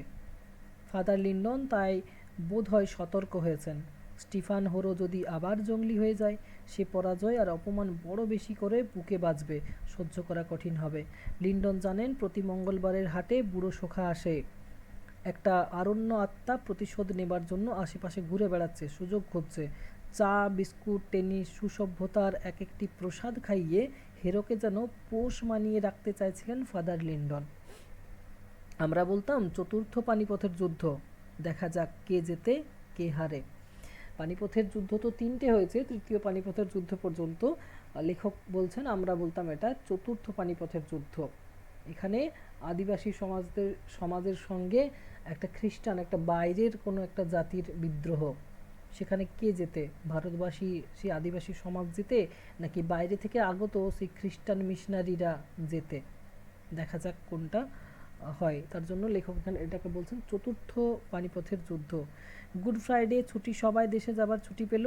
টুডু, টিগ্গা, বেসরা, খালকো সবাই চলে গেল। ওদের পক্ষে যাওয়ার কোনো বাধা ছিল না। কাঁধের লাঠিতে এক একটা পোটলা ঝুলিয়ে জঙ্গলের পথে 30-40 মাইল একটানা হেঁটে ওরা চলে যাবে। তাদের কাছে টাকা পয়সাও খুব একটা থাকতো না, তারা হেঁটেই কিন্তু সেই জায়গাটা, পথটা অতিক্রম করতো, নিজের এলাকায়, নিজের ডিহিতে তারা চলে যেত, কারণ সেই সামর্থ্যটা তাদের মধ্যে কিন্তু ছিল না। এবারে হোরোকে যে ছুটি দেবে তাতে কিন্তু ফাদার লিন্ডন একটু বিচলিত হচ্ছেন, যে হেরোকে যদি ছুটি দেওয়া হয় সে আবার ফিরে আসবে কিনা। হোরো হোরো যেদিন গেল, সার্ভিস বাসটা এসে দাঁড়ালো বোর্ডিংয়ের কাছে। আমরা দেখলাম ফাদার লিন্ডন মানিব্যাগ থেকে টাকা বের করছেন, বাসের টিকিট কিনে দিচ্ছেন হোরোকে। মানে সবাই হেঁটে হেঁটে যাচ্ছে, কিন্তু হোরো সেই 30-40 মাইল কিসে যাবে? গাড়িতে যাবে। আমাদের মধ্যে বাজি ধরা হলো হোরো আর ফিরে আসবে না। ইন্দু বলল নিশ্চয়ই আসবে। ফাদার লিন্ডর ও জঙ্গলিপনা ঘুচিয়ে দিয়েছেন, দুবেলা চা বিস্কুট মারছে আজকাল, তার আস্বাদ কি ভুলতে পারবে হোরো? লেখক বললেন যে আসবে না, কিন্তু ইন্দু বলেছিল আসবে। হ্যাঁ ইন্দু, ওদিকে কি? বললাম চিরকি মুর্মুকে ভুলে গেলে। ইন্দু একটু নিরাশ হয়ে পড়ল। তাই তো, মানে চিরকি মুর্মুকে যদি পেয়ে যায়, লেখক মনে করিয়ে দিলেন যে চিরকি মুর্মুকে ভুলে গেলে তার প্রেমিকা, তাকে তো পেয়ে আর কি ঘুরে আসবে সে নিজের সমাজকে, নিজের প্রেমিকাকে পেয়ে? তখন ইন্দু বলছে হ্যাঁ হতে পারে তাহলে। কিন্তু কিছুদিন পরে দেখা যাচ্ছে যে ছুটি ফুরিয়ে গেলে আবার বোর্ডিং জীবন চঞ্চল হয়ে উঠলো, সবাই এসেছে, স্টিফান হোরো ফিরে এসেছে, ইন্দুর জিত হলো। স্টিফান হোরো কিন্তু তার সমাজ জাতি সব কিছু ছেড়েই কিন্তু আবার ফিরে এসেছে। আমরা নিরাশ হয়ে পড়লাম, রাগ হলো হোরোর ওপরে। হোরোটা সত্যিই একটা গবেট ও বেরসিক। মানে সে এত কিছু পেয়েছিল, নিজের সমাজ পেয়েছিল, নিজের প্রেমিকা পেয়েছিল, তাও সব কিছু ছেড়ে আবার সেই এখানে সেই পদলেহন করতে চলে এলো, সেই চা বিস্কুট টেনিস খেলা এগুলোতে আকৃষ্ট হয়ে পড়েছে সে। হোরোর পাশের ডিহির ছেলে টুডু, মানে হোরো যেখানে থাকে তার পাশের গ্রামেরই ছেলে হচ্ছে ওই টুডু। খ্রিস্টান টুডুরা অখ্রিস্টানদের সঙ্গে মেশে না, মানে যে টুডুরা খ্রিস্টান হয়ে যায় তারা অখ্রিস্টানদের সঙ্গে মেশে না। টুডু তবু যেন গোয়েন্দাদের মতো হোরোর সব কীর্তি দেখে এসেছে, তবু টুডু প্রাণ থাকতে ফাদার লিন্ডনের কানে এসব কথা কখনো তুলবে না। সেসব দেখে এসেছে হোরো কী কী করেছে তার সমাজে গিয়ে। হোরোর ওপর প্রচণ্ড একটা শ্রদ্ধা ও মমতা আছে টুডুর। হোরোর কাছে গিয়ে কিছু বলতে পারে না বলেই আমাদের কাছে বলে, বলে যেন শ্রদ্ধার, বলে বলে যেন শ্রদ্ধার বেদনা খানিকটা হালকা করে নেয়। মানে হোরোকে তো বলতে পারে না, বা লিন্ডনকেও বলে না, সে আমাদেরকে বলে যেন একটা ভালোবাসা প্রকাশ পায় তার কথাগুলোর মধ্য দিয়ে, তার তো আসলে তারা খ্রিস্ট ধর্ম গ্রহণ করেছে, কিন্তু হোরো বা এই টুডু এরা তো শব্দ একই সম্প্রদায়েরই না। তারপরে তারা গ্রামের কাছাকাছি একটা ডিহির কাছাকাছিই থাকে, তো একটা ভালোবাসা টান তার প্রতি কিন্তু রয়েছে। টুডু দেখেছে একদিন তীর দিয়ে একটা হরিণ মেরেছিল হোরো। স্রোতের ধারে হোরো দাঁড়িয়েছিল ধনুক হাতে, চিরকি মুর্মু তার পা ধুয়ে দিচ্ছিল। টুডু দেখেছে চিরকি তাদের গায়ের ঘুমঘোর থেকে জ্যোৎস্না রাতে চুপে চুপে পালিয়ে এসেছে। হোরো আড়াল থেকে বেরিয়ে এসে চিরকিকে হাতে ধরে নিয়ে গেছে। টুডু দেখেছে টুডু দেখছে হোরো খ্রিস্টান হয়েও আখড়াতে গিয়ে মাদল বাজিয়েছে। চিরকিও নাচে কিনা সেখানে। বুড়ো সখা ভালোবাসে হোরোকে। কেউ তাই হোরোকে ঘৃণা করে না। টুডু বলল, জঙ্গলিদের সঙ্গে মিশিয়ে দুদিন সেন্ডেরা করেছে হোরো। টাঙ্গি উৎসবে পাগলের মতো নেচেছে। শিমুল গাছে আগুন ধরিয়েছে, দাউ দাউ করে আগুন জ্বলছে। সবার আগে এক লাফ দিয়ে এক কোপে জ্বলন্ত গাছ কেটেছে হোরো। টুডুর গলার স্বর খুব অস্পষ্ট করে ভয়ে ভয়ে বলল, আমি দেখেছি। তারপর গায়ের ফোসকাতে ঠান্ডা বাতাস লাগাবার জন্য আড়ালে গিয়ে দাঁড়িয়েছে হোরো। চিরকি মুর্মু আস্তে আস্তে এসে হোরোকে বুকে জড়িয়ে ধরেছে। অর্থাৎ হোরো কী কী করেছে এতদিন সেই ছুটিতে গিয়ে নিয়ে, সেগুলো সব যেন টুডু প্রত্যক্ষ করেছে। এবং সে দেখেছে যে কি করছে হোরো, না সেই নিজের সমাজের যে উৎসব রয়েছে সেই উৎসবগুলোতে সে নিজেকে নিয়োজিত করেছে। সেই বুড়ো সখা রয়েছে, বুড়ো সখা তাকে ভালোবাসে, সমাজের সবাই তাকে ভালোবাসে, এমনকি তার প্রেমিকা চিরকি মুর্মু সেও কিন্তু তার সময় সময়ে সাথ দিয়েছে তাকে। সেগুলো যেন সেই একটা সেই মায়াবী গল্পের মতো লেখক এবং তার বন্ধুরা শুনেছে। বোর্ডিংয়ের পাশে ছোট মাঠের ঘাসের ওপর সন্ধ্যার অন্ধকারে বসে আমরা টুডুর গল্প শুনছিলাম। হঠাৎ বোর্ডিংয়ের বারান্দা থেকে একটা বাঁশির স্বর ভেসে এলো। সঙ্গে সঙ্গে তারই সঙ্গে মিলিয়ে তালে তালে মাথা দুলিয়ে টুডু গুনগুন করে গাইতে লাগলো। অর্থাৎ এই সময় একটা বাঁশির আওয়াজ আসছিল। সেই বাঁশিটা কে বাজাচ্ছিল? সেই বাঁশিটা বাজাচ্ছিল স্টিফান হোরো। কোন বাঁশির আওয়াজ? সেই তাদের প্রেম সম্পর্কিত, চিরকি মুর্মুর সঙ্গে যে প্রেম, সেই সময় তারা যে গান করে সেই গানের যে সুরগুলো সেগুলো বাজাচ্ছিল। সেখান থেকে আসার পরে বোর্ডিংয়ে যখন চলে এসেছে তখন এই বাঁশির সুরটা বাজাচ্ছিল, সেই গানের সুরটা যেটা চিরকি মুর্মু গান করে যে গানটা। এবং সেই সুরটা শুনেই টুডুর তো পরিচিত, তোমার এখানে সেই সুরটা সে তো শুনেছে, সে কিন্তু সেই সুরটা শুনে গানটা বলতে শুরু করলো। দেখবে গানটা আছে রাতা মাতা বীরকোতালা রে নালো হোম নির্জা রাগা ইঙ্গা, এরকম আছে গানটা। উৎফুল্ল টুডুর হাবভাব আর উৎসাহ দেখে মনে হলো এখনই সে নাচতে শুরু করে দেবে। কে বাজাচ্ছে বাঁশি? কে? আমাদের ব্যস্ত জিজ্ঞাসার উত্তরে টুডু গান থামিয়ে বলল, ওই সেই গান, হোরো সেই সুরটা বাজাচ্ছে। কোন গান? চিরকি মুর্মুর গান, মানে তাদের দুজনের যে সাক্ষাৎ হয়েছিল প্রেমিক প্রেমিকের, সেই গানটা যে সুরটা সেটা বাঁশিতে বাজাচ্ছে স্টিফান হোরো এখানে বোর্ডিংয়ে এসে। গানটার মানে কি টুডু? এটা জিজ্ঞাসা করা হলো তাকে। টুডু উত্তর দিল, গানটার অর্থ, শোনো আমার জোয়ান বন্ধু, পালিয়ে যেও না, এই ঘন জঙ্গলে আমায় একা ফেলে যেও না। মানে কি না, এখানে দেখো তার প্রেমিকা রয়েছে, সে সমাজে আছে, কিন্তু স্টিফান হোরো কিন্তু সমাজটাকে ছেড়ে সে গেছে খ্রিস্ট ধর্ম গ্রহণ করেছে, বোর্ডিংয়ে আছে। তো স্বাভাবিক সেখানে আসা হয় না তার। তার প্রেমিকার সুরটাও যেন একটা বেদনার সুর আছে গানের মধ্যে, শোনো আমার জোয়ান বন্ধু, পালিয়ে যেও না, এই ঘন জঙ্গলে আমায় একা ফেলে যেও না। একটা পুলকের সঞ্চার আমাদের মনের অগোচরে ধীরে ধীরে ছড়িয়ে পড়লো। বললাম, এই যে আমাদেরই মতো গান টুডু। ইন্দু চাপা সুরে আবৃত্তি করলো। ইন্দুও যেন সেই সুরটাকে নিজেদের গানের সঙ্গে মেলাতে চেষ্টা করলো। শুনো শুনো হে পরাণ পিয়া। কিছুক্ষণ আবিষ্টের মতো নিঝুম হয়ে বসেছিলাম আমরা। বোধ হয় আমরা মনে মনে চিরকি মুর্মু নামের বনের লতার মতো না দেখা একটি মেয়েকে সান্ত্বনা দিচ্ছিলাম না, তোমার বন্ধু পালিয়ে যাবে না। আমরা প্রার্থনা করছি হোরো তোমার কাছে ফিরে যাবে। অর্থাৎ হোরো যেন একটা নির্বাসনে এখানে আছে, তার সমাজকে ছেড়ে, তার আত্মীয় স্বজনকে ছেড়ে, পরিবার পরিজনকে ছেড়ে, তার প্রেমিকাকে ছেড়ে যেন এখানে আছে। আর সেই বিরহ সঙ্গীতটাই যেন এখানে শোনা যাচ্ছে। এরপর হঠাৎ করে ফাদার লিন্ডনের গর্জন শোনা যাচ্ছে। ফাদার লিন্ডন কি করেছে না, তোমার সেই হোরোর যে বাঁশিটা, যে বাঁশির সুরটা সে বাজাচ্ছিল, সেই বাঁশিটা ভেঙে দিয়েছে। কেন ভেঙে দিয়েছে সেটা তো আশা করি বুঝতে অসুবিধা হচ্ছে না। কেননা সেই বাঁশির সুরটা হচ্ছে তাদের আদিবাসী গানের, সেখানে আরও টান হচ্ছে সেটার প্রতি, সেখানে হয়তো আবার ফিরে চলে যাবে, ফাদার লিন্ডনের সেটা ভয় আছে। সেই জন্য সে কী করেছে, সেই ধস্তাধস্তি হচ্ছে অন্ধকারে যেন কোনো একটা টুডু দৌড়ে গিয়ে ঘটনাসূচককে দেখে ফিরে এলো, সন্তুষ্টির মতো হাঁপাতে হাঁপাতে বলল, ফাদার লিন্ডন হেরোর বাঁশি ভেঙে দিয়েছে। আমাদের সবার মনে একসঙ্গে ধপ করে কতকগুলি প্রতিহিংসার শিখা জ্বলে উঠল। রাগের মাথায় বললাম, ঘা কতক জমিয়ে দিতে পারলো না হরো, মানে লিন্ডনকে মার দিতে পারলো না। টুডু বিমর্ষভাবে বলল, আমারও কেমন ভয় হচ্ছে। হরো বড় গোঁয়ার, ফাদারকে এর ফল টের পাইয়ে দেবে স্টিফান, হয়তো স্টিফান প্রতিশোধ নেবে। কিন্তু এরপর স্টিফান হরোর গুয়ারতমির কোনো প্রমাণ পেলাম না, বরং দেখলাম গোঁ ধরেছে ফাদার লিন্ডন।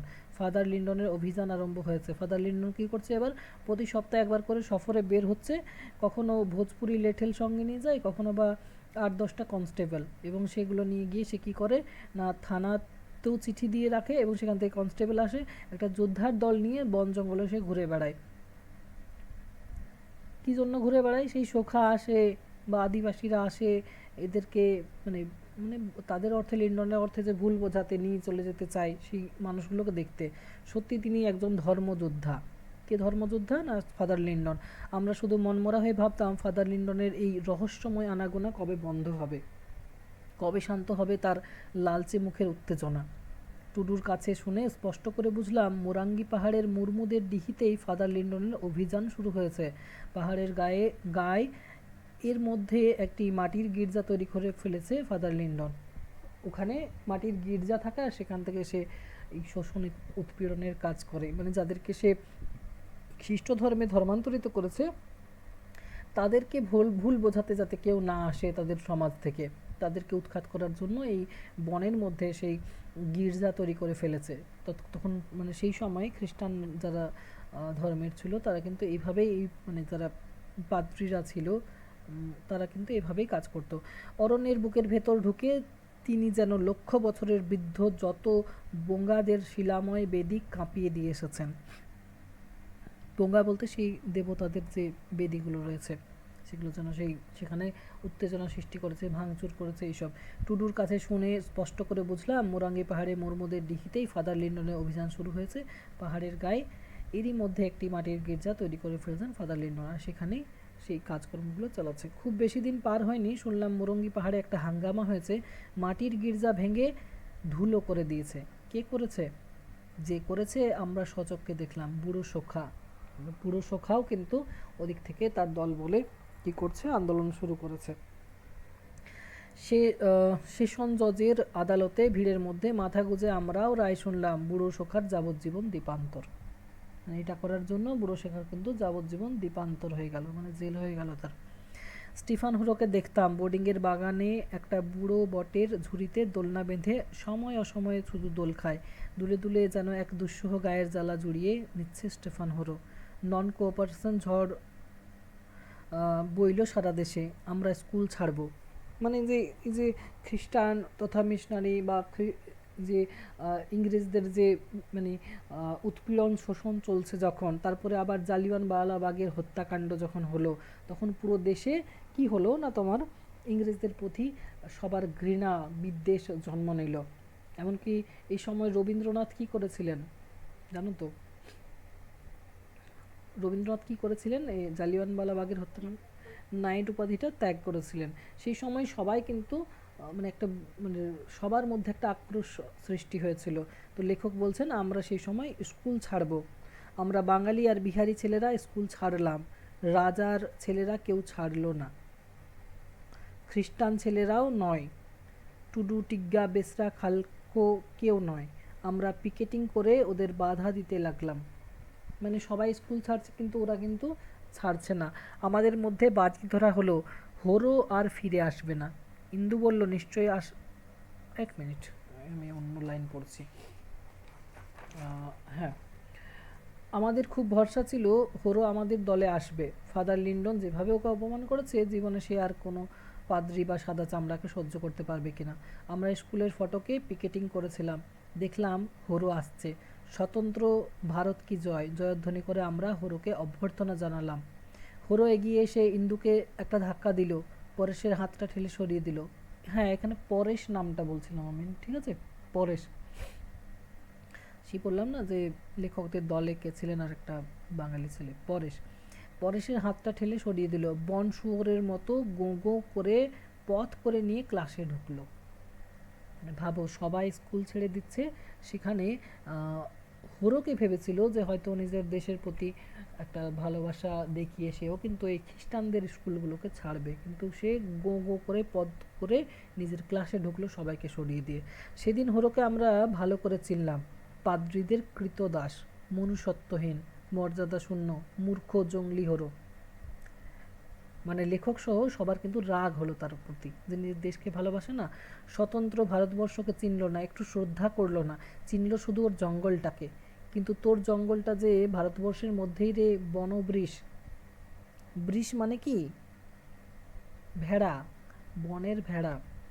তাকে বনের ভেড়ার সঙ্গেই তুলনা করা হচ্ছে। ভারতবর্ষের বাইরে তো নয়, বুঝো, তোর জঙ্গলটা তো ভারতবর্ষের মধ্যেই। 8 বছর পরের কথা, এখানে শেষ হচ্ছে সেই পালাটা। এরপরে মানে স্টিফান হলো কিন্তু সেখানে থেকে গেল। লেখক ছেড়ে দিলেন স্কুল, তার বন্ধু বান্ধবরা স্কুলটা ছেড়ে দিলেন। এরপর 8 বছর পার হয়ে গেছে। মানে ভেবে নাও, যাদের 15-16 ছিল তাদের বয়স কত হচ্ছে না, তোমার 24-25 হয়ে যাচ্ছে, একদম মানে যুবক বয়স, যাদের কাজকর্মের বয়স। 8 বছর পরের কথা, আমি লোপখানার ভারপ্রাপ্ত দারোগা। মানে লেখক 8 বছর পরে দারোগা পদে নিযুক্ত হয়েছেন, মানে তার কর্মজীবন শুরু হয়েছে। সকালবেলায় কজন বীরসাইট মুন্ডা এসেছে হাজিরা দিতে, মানে সেই বিরসা মুন্ডার মৃত্যু হয়েছে সেই মুন্ডা বিদ্রোহে। সেই বিরসা মুন্ডার যারা মানে কি বলবো অনুগামী, সেই আন্দোলনে বিরসা মুন্ডাকে যারা ভোলেনি, সেই যারা আন্দোলন এখনও চালাচ্ছে মুন্ডা বিদ্রোহের, তাদেরকে বীরসাইট মুন্ডা বলা হচ্ছে। বীরসাইট মুন্ডা এসেছে হাজিরা দিতে। কী জন্য হাজিরা দিতে? জেল থেকে আজ ওরা খালাস পেয়েছে, আজই ওরা খালাস পেয়েছে। এখানে হাজিরা দিয়ে তারপর নিজের নিজের ডিহিতে চলে যাবে। মানে তারা হাজিরা দেবে এবং নিজের নিজের তারা ছাড় পাচ্ছে সেটা। তো তারা কি করে না, বীর সাইটরা অত্যন্ত সন্দেহভাজন, প্রতি বছর হাঙ্গামা বাঁধায়, পুলিশকে ব্যতিব্যস্ত করে, জঙ্গল আইন মানে না, মহাজনদের পিটিয়ে তাড়িয়ে দেয়, চৌকিদারি ট্যাক্স দিতে চায় না, বাজার বসলে তোলা দেবে না, বাজারে বসলে তোলা দেবে না, তোলা মানে যে করটা, জমি ক্রোক করতে গেলে আদালতের পেয়াদাকে টাঙ্গি নিয়ে কাটতে আসে। 2 বছর আগে একবার স্বরাজ ঘোষণা করেছিল বীর সাইট মুন্ডারা, পাদ্রীকে মেরেছে, পুলিশকে মেরেছে, অনেকগুলি পুল ভেঙেছে। ওর মাঝি ওর মাঝির জঙ্গলে একটা খণ্ডযুদ্ধ হয়েছিল ওদের সঙ্গে। সবচেয়ে শেষে হাজিরা লেখাতে যে লোকটি উঠে এলো তার নাম রুন্নু হরো। মানে এই যে ছাড় দিচ্ছে সবাইকে, এতদিন জেল খেটেছে, তারপর থেকে ছাড় যখন দিচ্ছে তখন সবাই নাম লিখে লিখে যাচ্ছে। শেষে যে লোকটা এলো, লেখক তো দারোগা, ভারপ্রাপ্ত দারোগা, তিনি দেখছেন কে সাইন করে যাচ্ছে। তো এখানে যে শেষে এলো হাজিরা দিতে, তার নাম হচ্ছে রুন্নু হরো। ডায়েরির ওপর থেকে চোখ তুলে লোকটার মুখের দিকে তাকালাম, তার মাথায় চুল জংলি, খোপাটাও জটার চূড়ার মতো হয়ে গেছে, গলায় একটা ভেলা ফলের মালা, ভেলা একটা ফল, সেই ভেলা ফল দিয়ে মালা, কালো রঙের হয় দেখবে, তেঁতুল বিচির মতো অনেকটা দেখতে, কিন্তু সাইজটা বড়। ভেলা ফলের মালা, আদুর গা, কোমরে ছোট একটা কাপড় জোড়ানো, হাতে একটা কাঁসার বালা। এই প্রাগৈতিহাসিক সজ্জার মধ্যে শুধু একজোড়া সুশানিত আধুনিক চোখ। বিস্ময় চাপতে গিয়ে তার মুখের দিকে ফ্যাল করে তাকিয়ে বললাম, স্টিফান হোরো। মানে এতদিন পর, 8 বছর পর স্টিফান হোরোকে লেখক দেখতে পাচ্ছেন। সে কিন্তু সেই যে ইয়েতে স্কুলে ছিল, সেই স্কুলকে দেখো ছেড়ে দিয়েছে এবং সে নিজের সমাজে এসেছে এবং সমাজে সেই আন্দোলনগুলোর সঙ্গে সে জড়িত, এবং তার জন্য সে জেলও খেটেছে, এবং সে তার যখন হাজিরা দেওয়ার সময় তখন লেখক তাকে চিনে নিয়েছেন। লোকটা মিষ্টি হেসে বলল, না না না না ঘোষ, আমি রুন্নু হরো। ঘোষ বলতে সুবোধ ঘোষকে বলছেন লেখককে। তুমিও একজন বীর সাইট? আমি বিরসা ভগবানের শিষ্য। বিরসা ভগবান কে? সে আমাদের গান্ধী ছিল ঘোষ। গান্ধী ছিল ঘোষ মানে যেরকম গান্ধী বিভিন্ন আন্দোলন করে স্বাধীনতা এনেছেন বা এনেছিলেন, সেই গান্ধী যেরকম নেতৃত্ব দিয়েছিলেন সেরকম বিরসা মুন্ডাও সেই মুন্ডাদের তথা আদিবাসী সাঁওতাল সমাজদের নেতৃত্ব দিয়েছিলেন। আমি তাকে চোখে দেখিনি, আমার বাবার মুখে তার কথা শুনেছি। ইংরেজের জেলখানার অন্ধকারে একজন কয়েদির মতো মরে গেছে আমাদের বিরসা ভগবান। তার চেহারা দেখতে কেমন ছিল জানো ঘোষ? কেমন? যীশু খ্রিস্টের মতো। একটু চুপ করে হরো বলল, আমাদের জঙ্গলে বাইরে থেকে অনেক পাপ এসে ঢুকেছে ঘোষ, তাই বিরসা ভগবান আমাদের সাবধান করে দিয়েছেন, তার অনুরোধ কি ভুলতে পারি? আমি ডাকলাম, স্টিফান হরো। হরো প্রতিবাদ করলো, বলো রুন্নু হরো, আমাকে আর স্টিফান হরো বলো না। মানে সে খ্রিস্ট ধর্মে কিন্তু আর নেই, সে নিজের সমাজে চলে এসেছে, তার আসল নাম হচ্ছে রুন্নু হরো। চুপ করে গেলাম। হরো নিজ থেকেই খুশি হয়ে নানান খবর জিজ্ঞাসা করতে আরম্ভ করলো। ইন্দু কোথায়? পরেশ কি করছে? এগুলো লেখককে জিজ্ঞাসা করলেন। চারদিক একবার সাবধানে তাকিয়ে নিয়ে হরোকে প্রশ্ন করলাম, এত রোগা হয়ে গেলে কেন হরো? হরো, আমার টিবি হয়েছে। আচ্ছা এবার আমি যাই। মানে হরো টিবি রোগে এখন আক্রান্ত। একটা কথা জানবার জন্য মন ছটফট করছিল, তবু সংকোচ কাটিয়ে উঠতে পারছিলাম না। শেষে সাহস করে বলেই ফেললাম, একটা খবর জানতে বড় ইচ্ছে করছে হরো। কিসের খবর আশা করি বুঝতে পারছো। তার প্রেমিকার খবর, যে প্রেমিকা এখন কি করছে, প্রেমিকার সঙ্গে মিল হয়েছে কিনা। বুঝতেই পারছো সমাজে ফিরে গেছে, তাহলে তার প্রেমিকাকে তো নিশ্চয়ই সে পেয়েছে। সুখের সংসার তো অন্তত করছে, কোনো কিছু সে না করুক। তার রোগাক্রান্ত একটা সময় টিভি হয়েছে, আন্দোলন করছে, প্রেমিকা তো আছে সাথে, এটাই লেখক ভাবছে। হরো বলো, জিজ্ঞাসা করলাম, চিরকি মুর্মু কোথায়? হরো শান্তভাবে উত্তর দিল, ও জানো না বুঝি, ফাদার লিন্ডনের মিশনে চলে গেছে চিরকি, খ্রিস্টান হয়েছে, এখন হাজারিবাগের কনভেন্টে থাকে। স্টিফানের চোখের দৃষ্টিটা চিকচিক করে উঠল, তীক্ষ্ণ তীরের ফলার মতোই, কিন্তু জলে ভেজা। আর কোনো কথা জিজ্ঞাসা করা হলো না, স্টিফানও নিঃশব্দে চলে গেল। মানে বুঝতেই পারছো যে যখন সে নিজের সমাজে ফিরে গেল, তখন তার প্রেমিকা খ্রিস্টান ধর্ম গ্রহণ করেছে এবং সেখানে চলে গেছে। কাউকে মুখ ফুটে বলতে লজ্জা করবে, একটা ভুলের স্মৃতি কিছুক্ষণের জন্য কাটার মতো মনের মধ্যে বিঁধছিল। হয়তো আমরাই নিরপেক্ষ থেকে চতুর্থ পানিপথের যুদ্ধে স্টিফানকে হারিয়ে দিলাম। স্টিফানও বনবাসে চলে গেল। শেষ লাইনটা অনেকটা ব্যঞ্জনাধর্মী। যখন নামকরণটা আলোচনা করা হবে মানে গল্পের, তখনই বুঝতে পারবে যে চতুর্থ পানিপথের যুদ্ধ কেন বলা হয়েছে। আমি এই গল্পটা নিয়ে তোমাদের এর আগে আলোচনা করেছিলাম এক সময়, যে পানিপথের যুদ্ধ কটা হয়েছে বলেছিলাম, যে পানিপথের যুদ্ধ কটা হয়েছে তোমার, কটা হয়েছে? তিনটে হয়েছে। এখানে পানিপথের চতুর্থ যুদ্ধের কথা বলা হয়েছে। আসলে পানিপথের 4 নম্বর কোনো যুদ্ধ কিন্তু হয়নি। লেখক এটাকে বলছেন পানিপথের চতুর্থ পানিপথের যুদ্ধ। এবারে কেন বলছেন এটা জানতে গেলে আগে জানতে হবে যে পানিপথের যে যুদ্ধগুলো হয়েছিল, প্রথম পানিপথের যুদ্ধ, দ্বিতীয় পানিপথের যুদ্ধ, তৃতীয় পানিপথের যে যুদ্ধ, সেগুলো কাদের সঙ্গে কাদের হয়েছিল, এগুলো পরীক্ষায় নামকরণের সার্থকতাতে তোমাকে লিখতে হবে। প্রথম পানিপথের যুদ্ধ কাদের মধ্যে হয়েছিল বলো?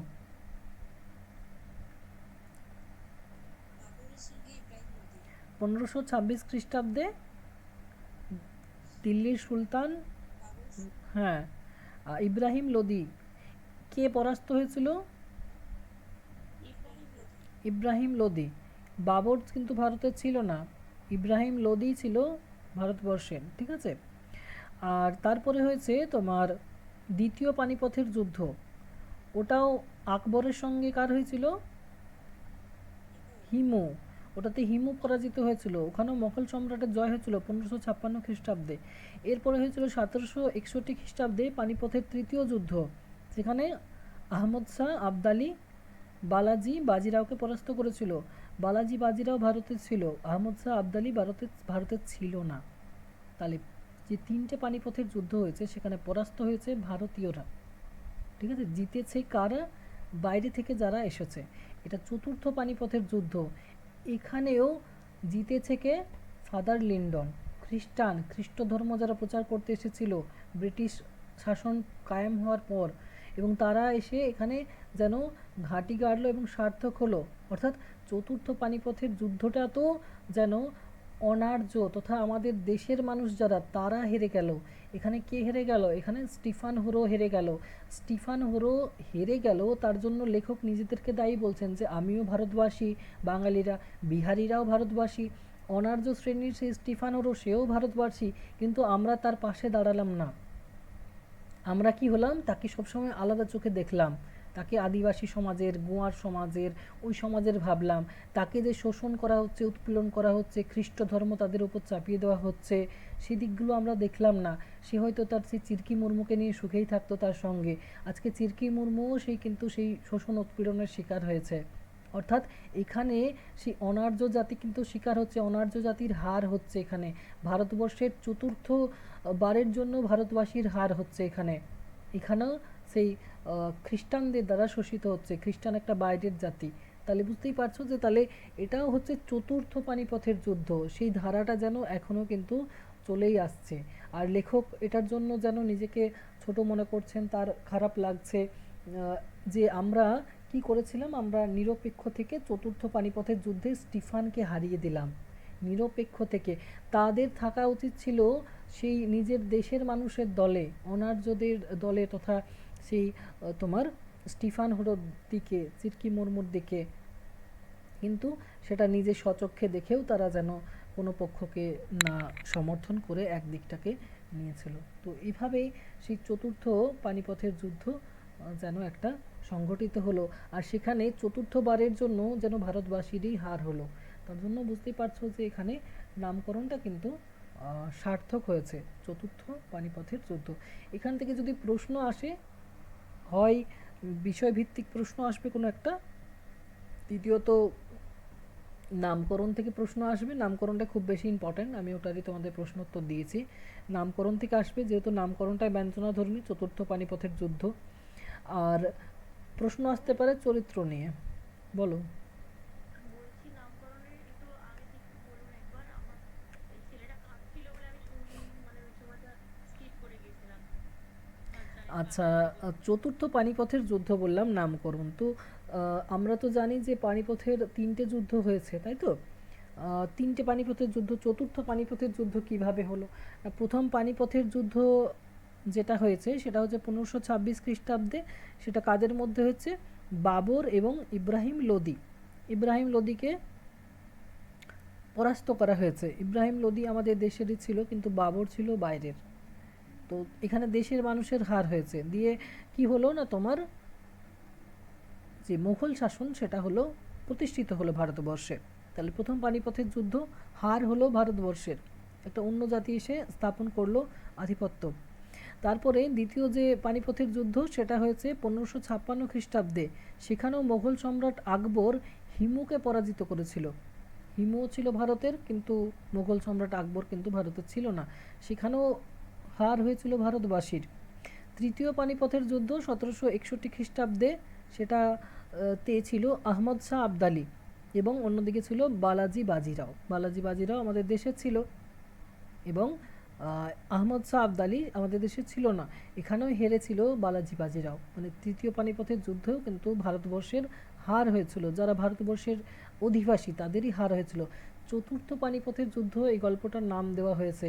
এখানেও যেন অনার্য জাতির একটা প্রতিনিধি এখানে দেখতে পাচ্ছি, স্টিফান হোরো। সে হেরে যাচ্ছে ফাদার লিন্ডনের মতো সেই খ্রিস্টান ধর্মের একজন প্রতিনিধি, সেই ধর্মের মানুষদের কাছে। যে খ্রিস্টানরা আমাদের দেশে বাইরে থেকে এসেছে, আমাদের দেশের মানুষ নয় সেই খ্রিস্টানরা, তাদের কাছে যেন বশ্যতা স্বীকার করতে হলো তোমার স্টিফান হোরো। পরবর্তীতে চিরকি মুর্মুও কিন্তু সেই ফাদার লিন্ডনের ওখানেই চলে গেছে। অর্থাৎ সেই নির্যাতিত, নিপীড়িত, শোষিত হয়ে আসছে আমাদের সেই অনার্য শ্রেণীরা, তারা ধর্মান্তরিত করতে বাধ্য হচ্ছে বা তাদেরকে বাধ্য করা হচ্ছে। তো এইভাবেই লেখক তার জন্য নাম দিচ্ছেন চতুর্থ পানিপথের যুদ্ধ। যে পানিপথের তিনটে যুদ্ধই হয়নি, এটাও আর একটা যুদ্ধ হয়েছে, যেটার জন্য লেখকের ক্ষোভ রয়েছে, অনুশোচনা রয়েছে যে কাউকে মুখ ফুটে বলতে লজ্জা করবে, একটা ভুলের স্মৃতি কিছুক্ষণের জন্য কাটার মতো মনের মধ্যে বিঁধছিল। হয়তো আমরাই নিরপেক্ষ থেকে চতুর্থ পানিপথের যুদ্ধে স্টিফানকে হারিয়ে দিলাম। স্টিফানও বনবাসে চলে গেল। অর্থাৎ লেখক এখানে নিরপেক্ষ থেকেছিলেন, লেখক এবং তার বন্ধুরা। লেখক বাঙালি, তার সঙ্গে বিহারি রয়েছে, আর এদিকে রয়েছে অনার্য শ্রেণীর সেই স্টিফান হোরো। সবাই তো ভারতবাসী, কিন্তু যেন একটা শ্রেণী এখানে তৈরি করা হয়েছিল। আমরা বাঙালি, বিহারি, এরা রাজপুত, এরা অনার্য, সবাই ভারতবাসী, কিন্তু এক একটা পক্ষ নিয়ে নিজেদের দেশকেই যেন দুর্বল শক্তিতে পরিণত করা হয়েছিল। শোষণ উৎপীড়নের শিকার কারা হয়েছিল? সেই যারা ধর্মান্তরিত হয়েছিল এই অনার্য শ্রেণী স্টিফান হোরোর মতো। ফলে কি হয়েছে না, এটাও একটা চতুর্থ পানিপথের যুদ্ধ, যেখানে দেশের মানুষদেরই হার হলো। আর লেখক যেখানে নিরপেক্ষ থেকেছিলেন, সেটাতে তার প্রচুর অনুশোচনা হচ্ছে, যেন তার মনের মধ্যে একটা কাঁটা হয়ে বিঁধছে সেই ভুলের স্মৃতিগুলো। তিনিও ভুল করেছেন, অনুশোচনা তার এখানে হচ্ছে। তো এটাই বললাম যে নামকরণটা খুব গুরুত্বপূর্ণ এখানে। চতুর্থ পানিপথের যুদ্ধ, তোমাকে মনে রাখতে হবে তিনটে পানিপথের যুদ্ধ কাদের সাথে কাদের হয়েছিল, কারা পরাজিত হয়েছিল, কত সালে হয়েছিল। আর সেই অনুষঙ্গে তোমাকে চতুর্থ পানিপথের যুদ্ধ এটাও আলোচনা করতে হবে নামকরণের ক্ষেত্রে। আর চরিত্র দিয়ে প্রশ্ন আসতে পারে, স্টিফান হোরো, ফাদার লিন্ডন, এই চরিত্রগুলো আসতে পারে। বক্তা চরিত্র, লেখক, বক্তা বলতে এখানে আমরা দিয়ে বেশি শব্দটা ব্যবহার হয়েছে যদিও, মানে বাঙালি গোষ্ঠী। তো এইভাবে চরিত্রগুলো আসতে পারে, কিংবা আসতে পারে তোমার নামকরণটা, অথবা বিষয়ভিত্তিক কোনো আরও অন্য প্রশ্ন আসতে পারে। তো মোটামুটি গল্পটা আজকে পুরোটাই আলোচনা করলাম। এরপরে আরও পারলে আমি তোমাদের চরিত্র নির্ভর যে প্রশ্নগুলো থাকবে সেগুলো দিয়ে দেবো, একটু দেখে নেবে। ঠিক আছে, আজকে এ পর্যন্তই থাক। বিদিশা যেটা বলছিলে নেক্সট ক্লাসে আলোচনা করে দেবো, তোমার ফ্রয়েডীয় তত্ত্ব বলেছিলে না? হ্যাঁ হ্যাঁ, হুম ওটা হুম, বলছিলাম। ঠিক আছে। আমি একটুখানি পড়েছি হচ্ছে, সেই বাড়িতে পরীক্ষা খাতাটাতে একটুখানি দেখেছি। এবারে